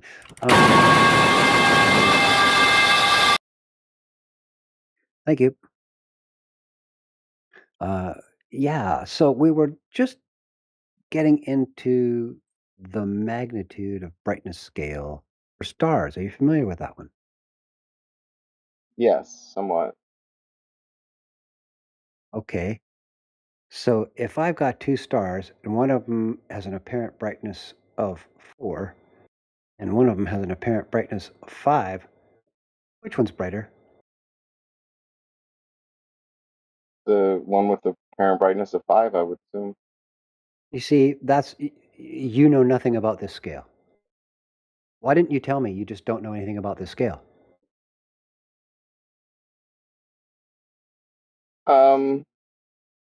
It's not. I don't feel like I don't know anything. I know that they use the magnitude of brightness to um. No, you clearly don't know anything about it. Let I me answer don't it for you. know. The answer is wrong. The answer is 4 is 1.5 times roughly as bright as 5. And it has to do with measuring alleged stars with an alleged distance of 10 parsecs as a base unit to derive this logarithmically based scale. It's pretty harsh piece of math and extremely non-intuitive. I'm of the persuasion that this is on purpose. It's the same reason that you're going to find that Kelvin is actually Celsius dressed up, isn't it? It's just subtraction. I think it's 273. Or it's the difference between Kelvin and Celsius is Right. But the increment is the same. the increment is the same. Yeah. So that's what Kelvin is. It's Celsius Just dressed up. shifting so that absolute zero Yeah. is zero in So absolute Kelvin. zero is zero, and instead of not just negative 273, it's just got to be zero now. These Right. non-intuitive things are constant, thematically constant in mainstream physics. You will find when you look at units of measurement in mainstream, there is such an effort, an unspoken effort to make things as non intuitive as possible so that they are entirely impossible to visualize correctly in the abstract. They don't want you to do that.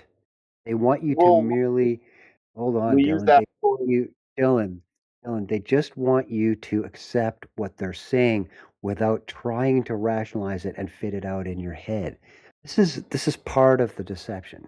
It's rigged right into the plan. I just wanted you I to see it I and can be understand prepared to see a that. little bit at that point. I mean, it's not the burden of the physics to be easy to understand for people. It's to be as descriptive as possible, and in some cases, it's trying to make it more intuitive. Like we use decibels for sound, and we use the Richter scale for earthquakes. Like these are other logarithmic scales, and it makes sense because the range that we're considering is so vast. So it's like Actually, talking that's about actually orders not of the reason. magnitude. That's actually not It's the orders reason. of magnitude. No, it has to do with the radial aspect of the measurement itself. The radial aspect of the measurement itself. Hmm. What do you mean by that? I mean precisely that. With decibel, you're talking about sound radiating from a body, distance from the body, etc. in the medium, etc., etc., etc. All just the, and I forget the other example you just gave. It's exactly the same. The Richter scale. Yes, the Richter scale, seismic waves, P and S away from the ground zero point, etc. Radial, right? Okay, yeah, okay, now I understand what you're saying. Okay, good. Anyways, I'm just trying to open your eyes a little bit wider so that you're prepared to see that when it's happening. It's just something else to observe in mainstream. That's all. So it's 2:15 my time. I'm gonna have to call it personally. Thanks for having me, guys. This is always fun. Busting some kneecaps. See you, Stone. Always a pleasure. Will do, Kings. Catch you then, gang. Have a good one. Very Oh, much. hey, see you. Hope to see you next Friday night. Get on X. Get on Twitter, Dylan. Find Bry and Kenbo. Find their spaces that they do Friday nights. Actually, it's all day Friday, frankly. And come by, listen to the dialogue. Maybe pick up a mic if you feel like it. That'd be fun. I'll try Have to a good check one, it guys. out. Right on. And enjoy my videos. There's plenty. Should take you a couple months. Catch you The later, y'all. Stone Man. Okay.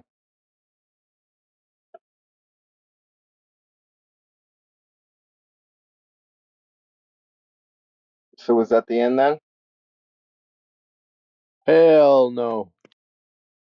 He just is not talking anymore. You can talk to anybody else you want to. You're a free man. Never the end. It's only the beginning, bro. Quite a few people in here. Yeah, I'm wondering why most people are just listening, I suppose. We've only What, just you want us all to begun. talk at once? Yeah, notice how you guys actually had a very productive conversation and only had limited moderation or interjections for accounting of certain things, right? More producive. More productive. I just tried to say productive and conducive into one word. Producive. All the words are made up, so go feel free. Yeah, that's right. Yeah, I'm still pretty solid on the globe model though. I like to keep digging into the That's it. Kick him out. the cosmology side of things because like I say, with gravity and Gravity. Let's go right there. So check it out. Gravity means the Earth is flat. gravity means the Earth is flat. Okay. I mean, Yeah. in the standard model, we have a pretty good explanation for it not being flat. So No, you I'm not don't. sure why. So in the How so? standard model, what's your explanation of it not being flat using gravity? Well, objects are attracted to each other that have mass. You have like the equation mass 1 times mass 2 divided by the distance between them squared, like the inverse square law they call it, and the big E. And then that Is that inverse square cinematic? law, that's one of the reasons Newton invented calculus, supposedly. That's the way the story goes, is he took Kepler's observations of the elliptical orbits and he had to invent calculus in order to show that bodies that Right, were but you attracted know, to the square law would necessarily produce elliptical orbits. right, but that's all based on the geometry. It has nothing to do with any forces. I'm just saying it seems like a coherent, Oh, consistent. I nailed it. I'm learning. Right. Newton didn't even believe in mass attracts mass, friend. That's attributed to him, but he said in his own words, don't attribute it to me. He said anybody who thinks that that's true is not in possession of a competent set of reasoning faculties. He said what? Yeah, that's what he said. He said that anyone He said, believes that. yes, he What? said that an idea that mass reaches out to affect another mass without any medium of arbitration is to me so great an absurdity that no man with a competent set of faculties of reason would believe such a thing. That's what Newton said. It's So Newton was so smart. See, check this out, bro. Newton was so smart he could entertain an idea, even do math for an idea, without accepting the idea to be reality. I do think that delving into the gravity issue is the mechanism for gravity is sort of out of the scope of this necessarily, but No, I it's exactly in the scope because I told you gravity proves the Earth is flat. why do you think gravity proves the Earth is flat? It's easy. So gravity depends on what you mean by that, but I'm going to assume you mean the common observation of things being I'm just attracted to the Earth when they're falling. I know, but I'm telling you. Okay. Okay. So I'm telling you. So the common observation, things move towards the Earth when we drop them.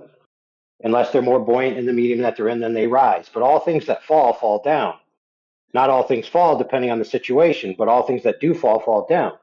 Now, down is a vector, right, which can be expressed as vertical, which is perpendicular to horizontal. Horizontal is parallel with the plane of the horizon, which is the Earth. Okay, so that the entire plane of the horizon is the Earth. So we have a vertical and a horizontal. Now, that horizontal also is used in that word, the horizon, which is where we see the Earth meet the sky. Now, that horizon is most noticeable on water. Now, water is flat and level on the surface. And the physics of water, since it covers 70% of the known territory, and that it's flat and level on the surface means that the Earth is flat. So, in order for things to go down relative to the flat level standard of water, the Earth has to be flat. In order for Earth to be a globe, things have to go inwards and outwards on a radial vector, not on an up and down vector. Two entirely different worlds. So, yes, every time you say gravity is why things fall, well, everything falls down that falls. And so, if it's falling down, that means the Earth's flat. Down is a relative term, like you say, based on the No, it gravitational isn't. field. Like Down is not a relative term. Down is not I'm a saying relative term. it is a relative term if you're No, talking it about isn't. vectors. No, down is one thing and one thing only, friend. It's Okay, the what you're trying direction. to do, whether you realize it or not, is you're trying to call down as something that it's not by inferring that when things fall down where I'm at and things fall down in Australia, that they're going in two different directions. So, in other words, radials towards the center of a giant globe. But what we experience is just down. So, yes, down is one thing, and inwards and outwards on a radial are two different things. Two different things, my friend. You need to stop confusing yourself with language. I mean, you could point at the sun and call it down in my No, model, you right? can't. No, you The sun, can't. if the sun is the source of gravity, the Earth is orbiting the sun, right? Down is the direction of the sun. So I Well, mean, that's a and cool story, dude. That's a cool story. the But you've never galaxy, experienced. Hey, friend, that's a cool story, but it still wouldn't right? be down. It would be inwards. Yeah, That's you're just semantics. renaming inwards. Yeah, exactly. It's semantics on your part. You're renaming inwards down because all we ever experience in reality is down. And so you're trying to hijack our experience with your Marxist tactics. No, you said that gravity proves the Earth is flat, and I'm saying Yes, that yes, I don't see 100%. where you're getting. It's a semantic It's argument that very you're simple. making. It's very simple. You believe that gravity is what holds the surface water, and you think down is inwards, but actually the surface water is flat. And so if gravity is holding the surface water down and it's flat, then that means that gravity is acting in a manner which is forcing the water to be flat. So gravity proves the earth is flat. No, it's Yes, proving that. I mean, if you're just arguing down is one direction, that. it is, But you dude. already No, I'm not said arguing that. I'm not arguing that. I'm showing you how it is. And every example you give me is just renaming inwards as down. So you're borrowing a token, the term DOWN, as just letters, and you're taking that token and you're applying it to the term inwards. So you're playing semantical games. I'm not. It's your worldview that plays the games. See, in my worldview, horizontal is level and it's perpendicular to vertical all the time, everywhere. Okay, so it's very congruent and coherent. Down is always down, level's always level, plum's always plumb. In your worldview, those things are all over the place like a big gobbledygook spaghetti mess. It's just the direction that gravity is, the vector of gravity, I would say. Right, Down, right, which down. is inwards, right. So you're confessing to me that you concede what I said is the case. That down is what I mean, and I told you what I mean. And what you're telling me is that when you say down, you mean inwards. Now I can prove my down, you can't prove yours.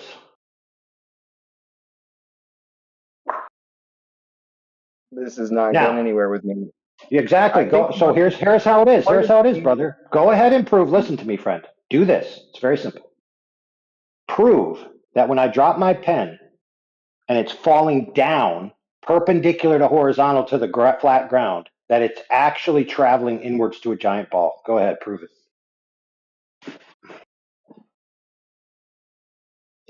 that's not the same thing as you proving that gravity means the Earth is flat. You're just turning it back on me now. No, I Um, already just told you. Listen, I already told you why it proves the Earth is flat. Because down is down, and it's it didn't perpendicular to horizontal, of which the Earth's water is horizontal and level and flat, dude. we're just talking about the two different models. Yeah, down in your model that where the Earth is flat is one direction that Is a true where down. down is always Is a true parallel to. down. But Yep. And you in your also view, down is radials. Okay. yes, I'm saying that it's wherever the Okay, that's a down cool claim. That hey, listen, cool claim. Where's your proof? right. Hey, just get to the part where you prove it.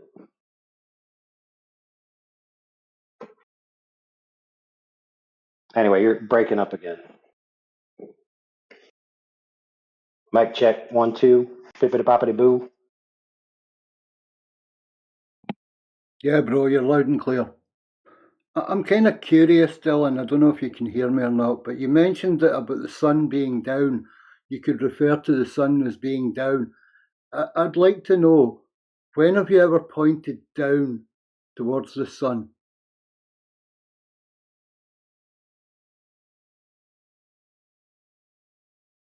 You'd have to be on the sun, wouldn't you? You'd have to. It Yeah, would that have brings to up be below another your eye question. line. Technically, like anything below the horizontal is a reference of down, although it's not. It's not completely vertical. It's below your eye line, so therefore it's a reference of down. I'm sorry. I'd like to know when you've seen this, when you've pointed down towards the sun. When I've pointed down towards the sun, Yeah. I'm saying that's what I'm saying. It's relative. If you consider the Earth Whatever, is dude. orbiting the sun, down is Okay. towards. Okay, friend. If you were Let's agree. down would Let's agree, be bro. the center of the No, dude. galaxy. It's all No, relative. dude. It's not, dude. It's only relative if you're on the sun and you experience when you drop something go towards the sun. Now, this has never been experienced. See, my worldview, I can experience it directly. Yours, you have to consider, you have to imagine. So, can you get to the part where you prove anything that you claim, bro? You're making it complicated for him. It's a very consistent model. You can simulate, Could care less, orbit. dude. I could care less how consistent a model that doesn't exist is. Okay, here's a question. The sun is supposedly bigger than the Earth, right? And that's where supposedly the gravity comes from. That's holding the planet in place, right? Why is It's it got that most. during daytime, okay, so in the daytime, when I throw something up, why does it come back down towards the Earth, which has a smaller mass, instead of going right upwards towards the sun, which is downwards according to you? Because It's it's supposed to much go towards closer the to sun. you. It's much closer to the Earth. It's an inverse square But the law. So as supposed you, force of gravity is higher, right, towards the sun. the force of gravity is higher towards the sun. No, it's higher towards the Earth. The sun and the moon both influence the tide because of their gravity, but Oh, bro, listen. If you want to get into religion, you got to wait to Speculation Sunday. You don't think the moon influences the tide? Why is the tide on the same cycle as the moon? Oh, always why? runs? Hey, check this out, bro. You have the It's spring not the tide case and everywhere. It's not the case everywhere. And by the way, correlation doesn't equal causation, correct? well, we have a mechanism. So if you have correlation No. and a You have an alleged mechanism. You don't have a mechanism. well, let's try to be respectful here. It's the model that I believe in, and I'm here to discuss it with you guys. And All I right, think that's that's fair.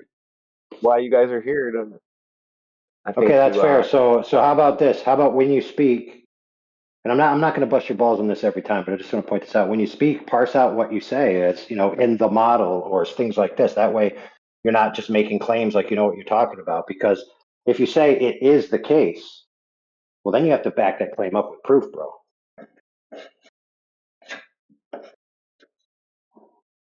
Follow? okay. Right. So in your model or your worldview or your paradigm, whatever you want to call it, Okay. you have a claim of a cause for the tides, and that is the sun and the moon. So let's just agree that the sun and the moons affect the tides in some way, and the Earth is flat. Problem solved. And the Earth is flat. Problem solved. Yeah.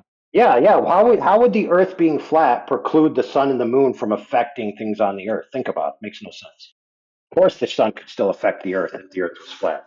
Now, keep in mind, I told you gravity proves the Earth is flat. I didn't You're saying say. gravity is Go only ahead. down.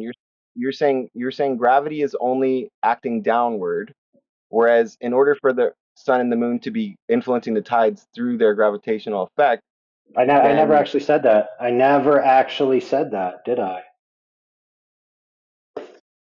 uh, I think that's what you were implying, right? Nope. No, I said gravity proves the Earth is flat because the experience on the Earth is that the down vector on the Earth is perpendicular to horizontal, just like the surface is flat and covered in level water. Now, that doesn't mean that the rest of objects couldn't have, quote unquote, an attractive pull that pulls the Earth's water towards them, but that wouldn't make the Earth's water being pulled towards the moon down. No, down is towards the Earth. That's how it is. So if the moon is pulling the water towards itself, it would be pulling the water up from the Earth. It wouldn't be pulling the water down towards itself.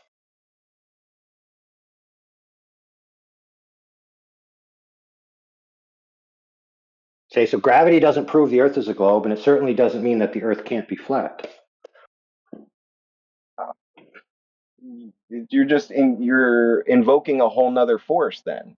So gravity I'm is not. always acting downward in the way you I described it. didn't say that. I didn't say that, dude. You didn't say gravity is always acting downward? I said that everything that falls on the Earth falls down, vertical, perpendicular to horizontal.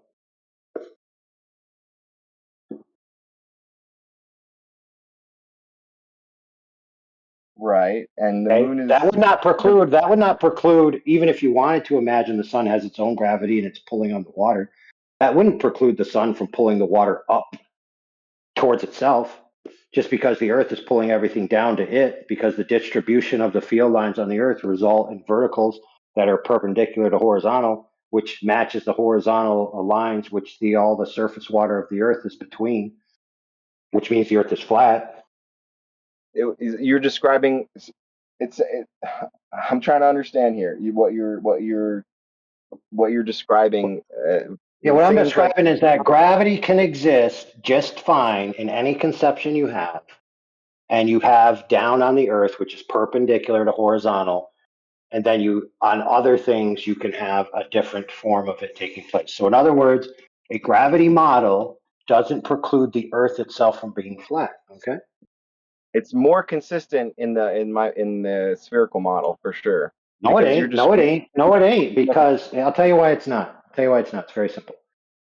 Why it's not is because the Earth is actually flat and not curved. So your model doesn't comport with reality.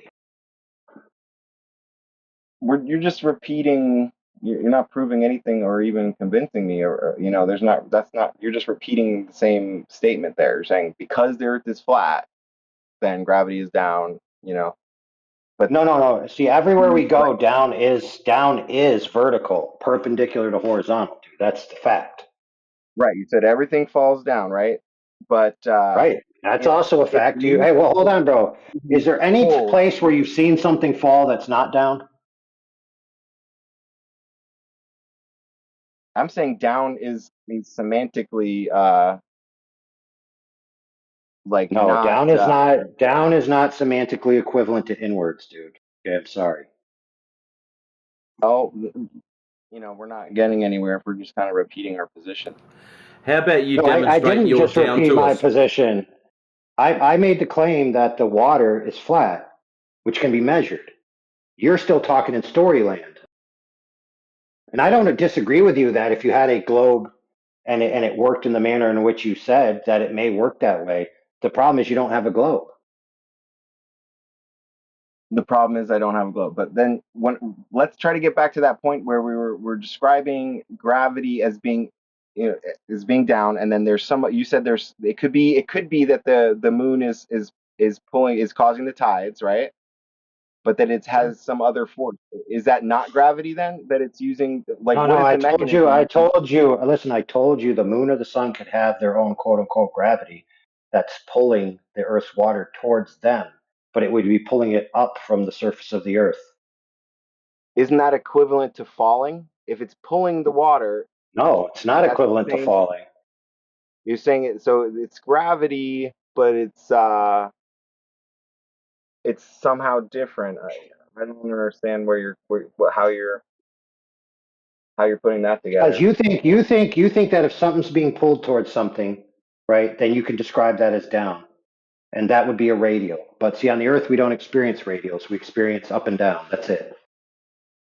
So the common experience is that the Earth is a flat, level, horizontal, stationary plane where all the benchmark of sea level is between two horizontal planes, and every altitude is measured from those horizontal planes, meaning that it's arranged in a line. It's not arranged in a giant curve that comes back around on itself.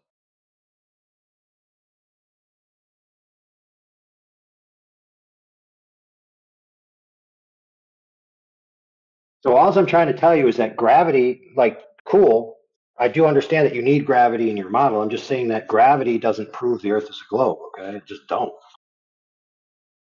It's just that it describes these observable Cool story. effects, right? That's great and Like all, but it doesn't, listen, there is no such thing as an observable effect of something falling inwards to the Earth, okay? why doesn't the moon fall to the Earth? Why doesn't So it? gravity pushes away now. Say gravity, I dare you. Why doesn't the moon I fall mean, to the Earth? Why should it fall to the Earth? in your model, everything's falling down in your model. Why is the moon not falling? I didn't say that. I didn't say that, dude. I said everything that does fall falls down. Everything that does fall falls down, but the moon doesn't fall because it's somehow different from everything else, Well, right? isn't it? Have you ever seen a moon in your backyard? When I look up, sometimes, yeah. No, you've seen a moon in the sky, bro, not in your backyard, Holmes. Well, I see it from my backyard. Yeah, I mean, There what are you we go. talking? That's different. So the moon is unique, correct? It's not like anything. It's not like a ball you hold in your hand that when you let go, it travels towards the Earth. But do you see how I've that's got less consistent? That's less no. It's consistent no, than no. It's perfectly consistent, dude. Because I don't need. See. Here's the problem, friend. I don't need gravity to explain everything in the universe. Because see, the problem is you're trying to synergize everything as if everything has to be under the same order. What if the things in the cosmos behave differently than the things in the terrestrial realm? Do you ever think of that? that would make Well, it no, less because consistent. you were programmed to believe that everything has to work together. It makes sense to me that the physics Okay, are cool. So that makes sense to you. That's great. Now prove it. we call them natural laws, and they're pretty good at describing orbit mechanics pretty well. So when I say like gravity explains very well how you could have a body like a moon orbiting a globe Earth, and the Earth Well, yeah, orbiting. I don't disagree. I don't disagree that you may have a quote unquote explanation. Okay. But what you don't have is actually a description of an orbit. You don't have a description of an orbit. You do have an explanation, but you don't even have a description in the first instance. You don't have a description of what's seen that could be validated to be an orbit. You don't even have a witness of an orbit. Nowhere in the history of anything. There's no orbit recorded ever. Did you know that? We see the moon orbiting the Earth. I mean, that's No, what it you appears don't. to be. No, you do not. Why don't you try this? This is an example. Now, this we used to have to teach kids, and you learn this in the arts. It's called draw what you see, not what you know. So when you actually see the moon, what do you see? I see a circle in the sky. What does it do? It appears to rise in the east and set in the west. Okay, true. Anything else that it does during the day or the night? Because it does do a few other things. Well, it goes through its phases that True. in Yep. my paradigm are caused by the the. No, I don't care. I don't care. Stop saying caused by. Just describe what you're actually seeing. That's the See exercise. various phases of the moon, in about a True. 28-day cycle. Yep. And there's one more thing which you may not get. It cartwheels through the sky.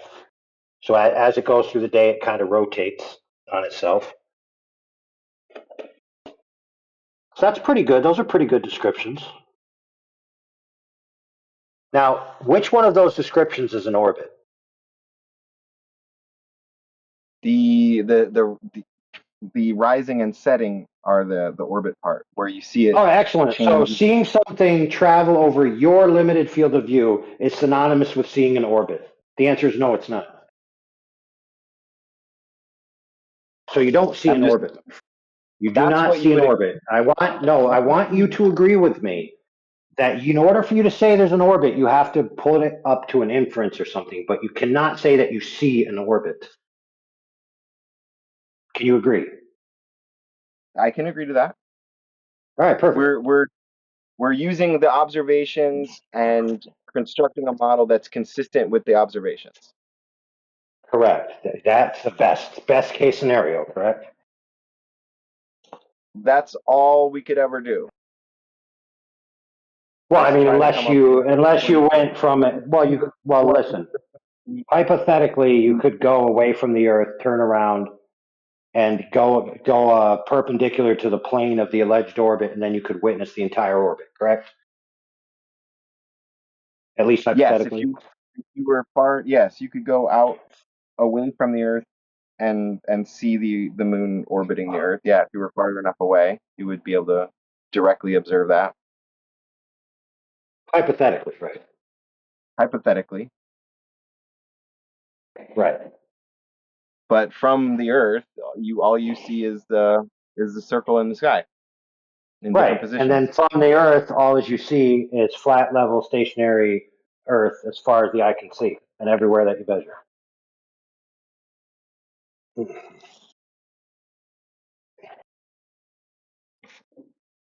I'm surprised that you So won't you have concede. a model. Well, hold on, friend. You have a model. You have a model. I have a model. I can prove my model. You can't prove your model. What we're talking about is trying to prove or at least. No, well, not really. I mean, you're not actually trying to prove it. You're trying to synergize the flat Earth into your cosmological preferences. You're not trying to actually prove whether the. No, just pay attention. Just listen. Just follow along.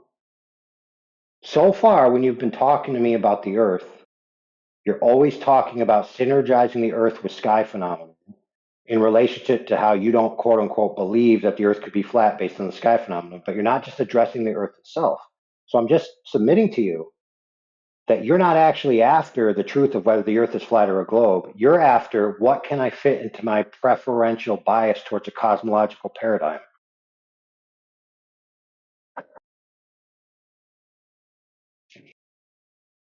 I think there's one truth, right? Either the Earth, the Earth has a particular shape, and I'm interested in knowing what the truth is. And to me, the sum of evidence is still No, is don't matter. pointing towards a globe No, Earth. there's That's yeah, okay, let's say that's true. Let's say that's true.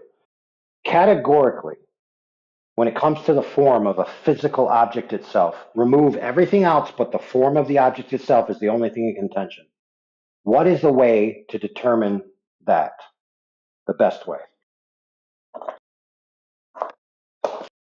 this is where you're talking about describing the direct observations and not mixing Well, no, in not even maybe, but more to the describe what you see. let's say, yeah, fair enough, but let's say you were looking at the object from a distance, right? And you may not actually be able to tell what it really is. So you go up to it, right? And then you really hold it in your hand, or you really measure it, or you really do something tangible to the object itself. So the moral of that story is that the form of the object is the form of the object, and the best way to know what it is to directly measure the object itself.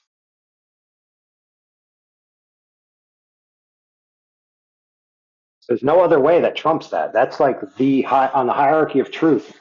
That is the best.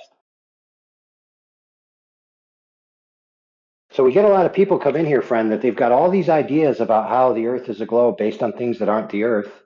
And don't get me wrong, some people have it based on things that are the Earth. But more often than not, it's about the sky. It's about how does flat Earth fit into my interpretation of what the sky is. Yeah, that's how humans originally came up with that idea. Is probably observing sky phenomenon.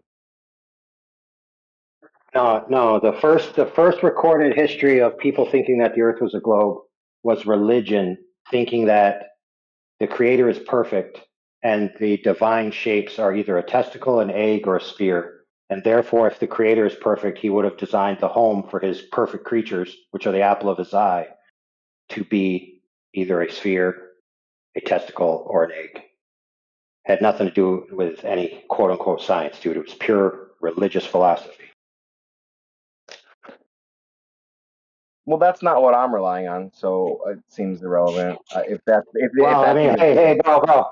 Listen, let's be clear. A lot of what you think you know about the globe paradigm is, and you think it's science, it's actually religion.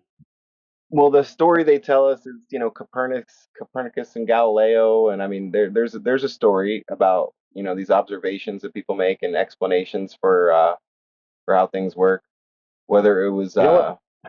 Yeah, but a you know what's cool about those guys? Earth-centric model, you have to have like these elaborate orbits if it was an Earth-centered model because you have retrograde it appears that these planets move backwards at Yeah, certain I points. hear you. I hear you about all that. But guess what, dude? There's this book. Okay, it's called on the controversy between the two great world systems. It's actually like a written debate between these types of guys, Galileo, Copernicus, stuff like that.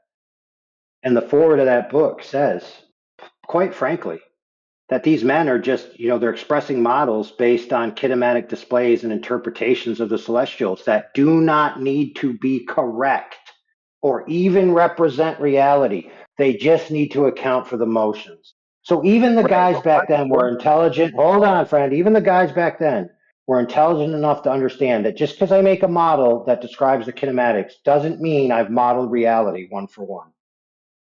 And then fast forward to today, and now everyone thinks, oh, models are real. Well, the difference is, That they were it's smarter. developed to the point where you have like we were talking about with gravity, you have equations, right? You have Oh, wow, mathematics that equations. we can Gag me with a employ spoon. in order to describe consistently like these patterns, right? So it's Right, not and just guess what? Guess what? An equation is just another form of model, dude. right, but what is the alternative model that you guys have? Here's the flat Earth model, friend. It's very simple. There's two facts. Fact one: The Earth is not the sky. Fact 2, the Earth is flat. So, that being said, since I know that's true, I don't need to explain the Earth in any cosmological sense where the Earth and observations of the celestials from the Earth are synergized in a three-dimensional matrix in which the Earth exists as an object relative to those other objects. I don't need to do that.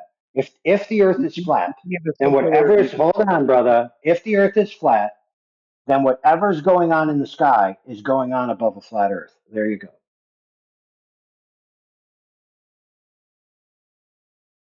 Do you see how that's not as consistent as the other model? It's perfectly consistent. It's not satisfactory to you. That doesn't mean it's inconsistent, dude. There's no inconsistencies there at all. Zero.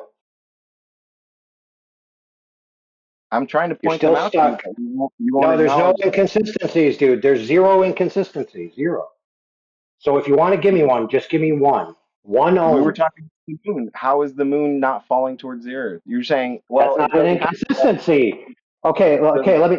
Apply. Listen, friend, But in let's apply. Hey, you friend, have. stop. We can't fight for the mic, dude. Because here's how it works. I overblare you, and you come through as a muddled mess. So just listen to me right now. This is what you sound like whenever you try to talk through me. That's what your mic sounds like.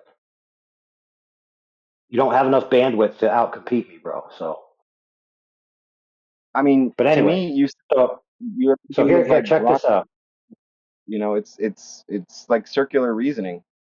No, check this out. No, it's not, dude. No, check it out. I'll tell. Listen, pay attention. You said it's inconsistent. Here, it's very simple. Fact 1.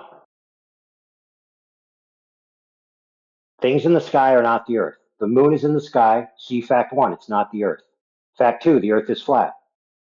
Since the moon is not the sky and the Earth is flat, it can't change the shape of the Earth. So it's not inconsistent at all. What the moon is doing has nothing to do with the shape of the Earth, dude. No inconsistency. That is exactly what I mean by inconsistent. You're saying there's a whole other set of rules for this other object that we can't describe. No, dude. I'm not talking about rules. I'm talking about the material fact that the moon is not the Earth and the Earth is flat. So if you ask me a question, well, then how is the moon doing this or that? Well, see fact 1, the moon is not the Earth. See fact 2, the Earth is flat. Right, It's not my fault you don't understand what inconsistencies are, dude. It's not my fault you're demanding a cosmological model that applies to all phenomenon. All this I know is the Earth is clearly flat and the sky is not the Earth. You're talking over me a lot here. I'm trying to respond to you. You know, Well, then wait when I say go ahead. There you go. Go ahead. So in the paradigm that I'm in, the globe paradigm, the standard model, the same physics that causes us to be attached to the Earth for things to fall down, as you say, is exactly the same equation that we can use to describe the orbit of the moon around the Earth, or the Earth around the sun, or planets around Jupiter, or moons around Jupiter. Of course. Well, You're correct. You're So correct. in But that the way, reason you're correct, hold on, Dylan, real quick. The reason you're correct is because those equations were derived from the kinematics of the sky in the first instance. So, of course, they're going to explain the sky. Holy crap. but we can test them on the Earth.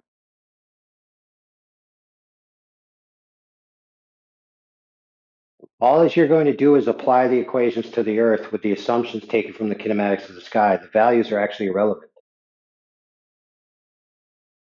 So it would be, listen, it would be inconsistent in your model if the moon was operating in a different way than the physics of the Earth. However, in the flat Earth model, it's not, because the flat Earth model doesn't make a claim about the cosmos. It's not a cosmological model. The flat Earth model is very simple, and I'll explain it to you. It's so simple, it's childlike simple. Okay, flat. All points on the surface, the extent of the width, much greater than the extent of the height, lie between two parallel planes. There it is. The entire flat Earth model, friend.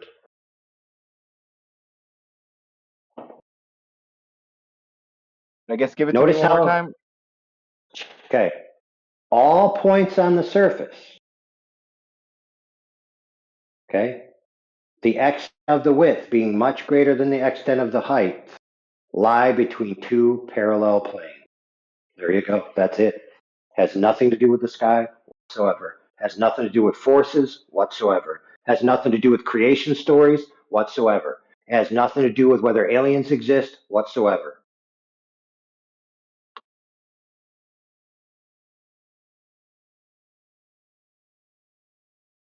And that's why I think it's just less explanatory. You're saying we don't have to explain anything in the cosmos because it Right. doesn't count. You're right, Not dude. You're right. Listen, all that you're telling me is that you don't like it. Good in the job. in well, it does describe both things. So in that way, it's more consistent. And you're saying it doesn't make it No, more consistent listen, friend. I'm going to help you out. because you say, well, the sky is not there, so we No. don't have to describe that. We don't have to Listen, there's explain no it. obligation. There's no obligation to have a universal applied standard across the cosmos and then have it retroactively apply to the terras. Now, let me explain to you. It's very simple. You said that your worldview is consistent because it explains the cosmos and it synergizes it with a globe-centered observer. There's one huge glaring inconsistency with your model. Okay, it's so glaring that it's a fatal flaw, that it's a rate-limiting step that destroys the entire thing completely, immediately, and in totality. And that is the fact that the surface of the Earth is actually not curved. So your model is 1 jillion, quadrillion % inconsistent. It all relies on a claim that is false. You're just repeating your statement that the Earth is flat, and so it can't be round. No, dude, pay attention. You're trying to divine that the Earth, being a globe, fits in a consistent model. What I'm telling you Yeah. is that's a cool story, and it would be true if the Earth was a globe, but I'm telling you the Earth itself is not a globe. And no amount of internal consistency of a model that imagines the Earth as a globe is going to actually make the surface of the Earth curved.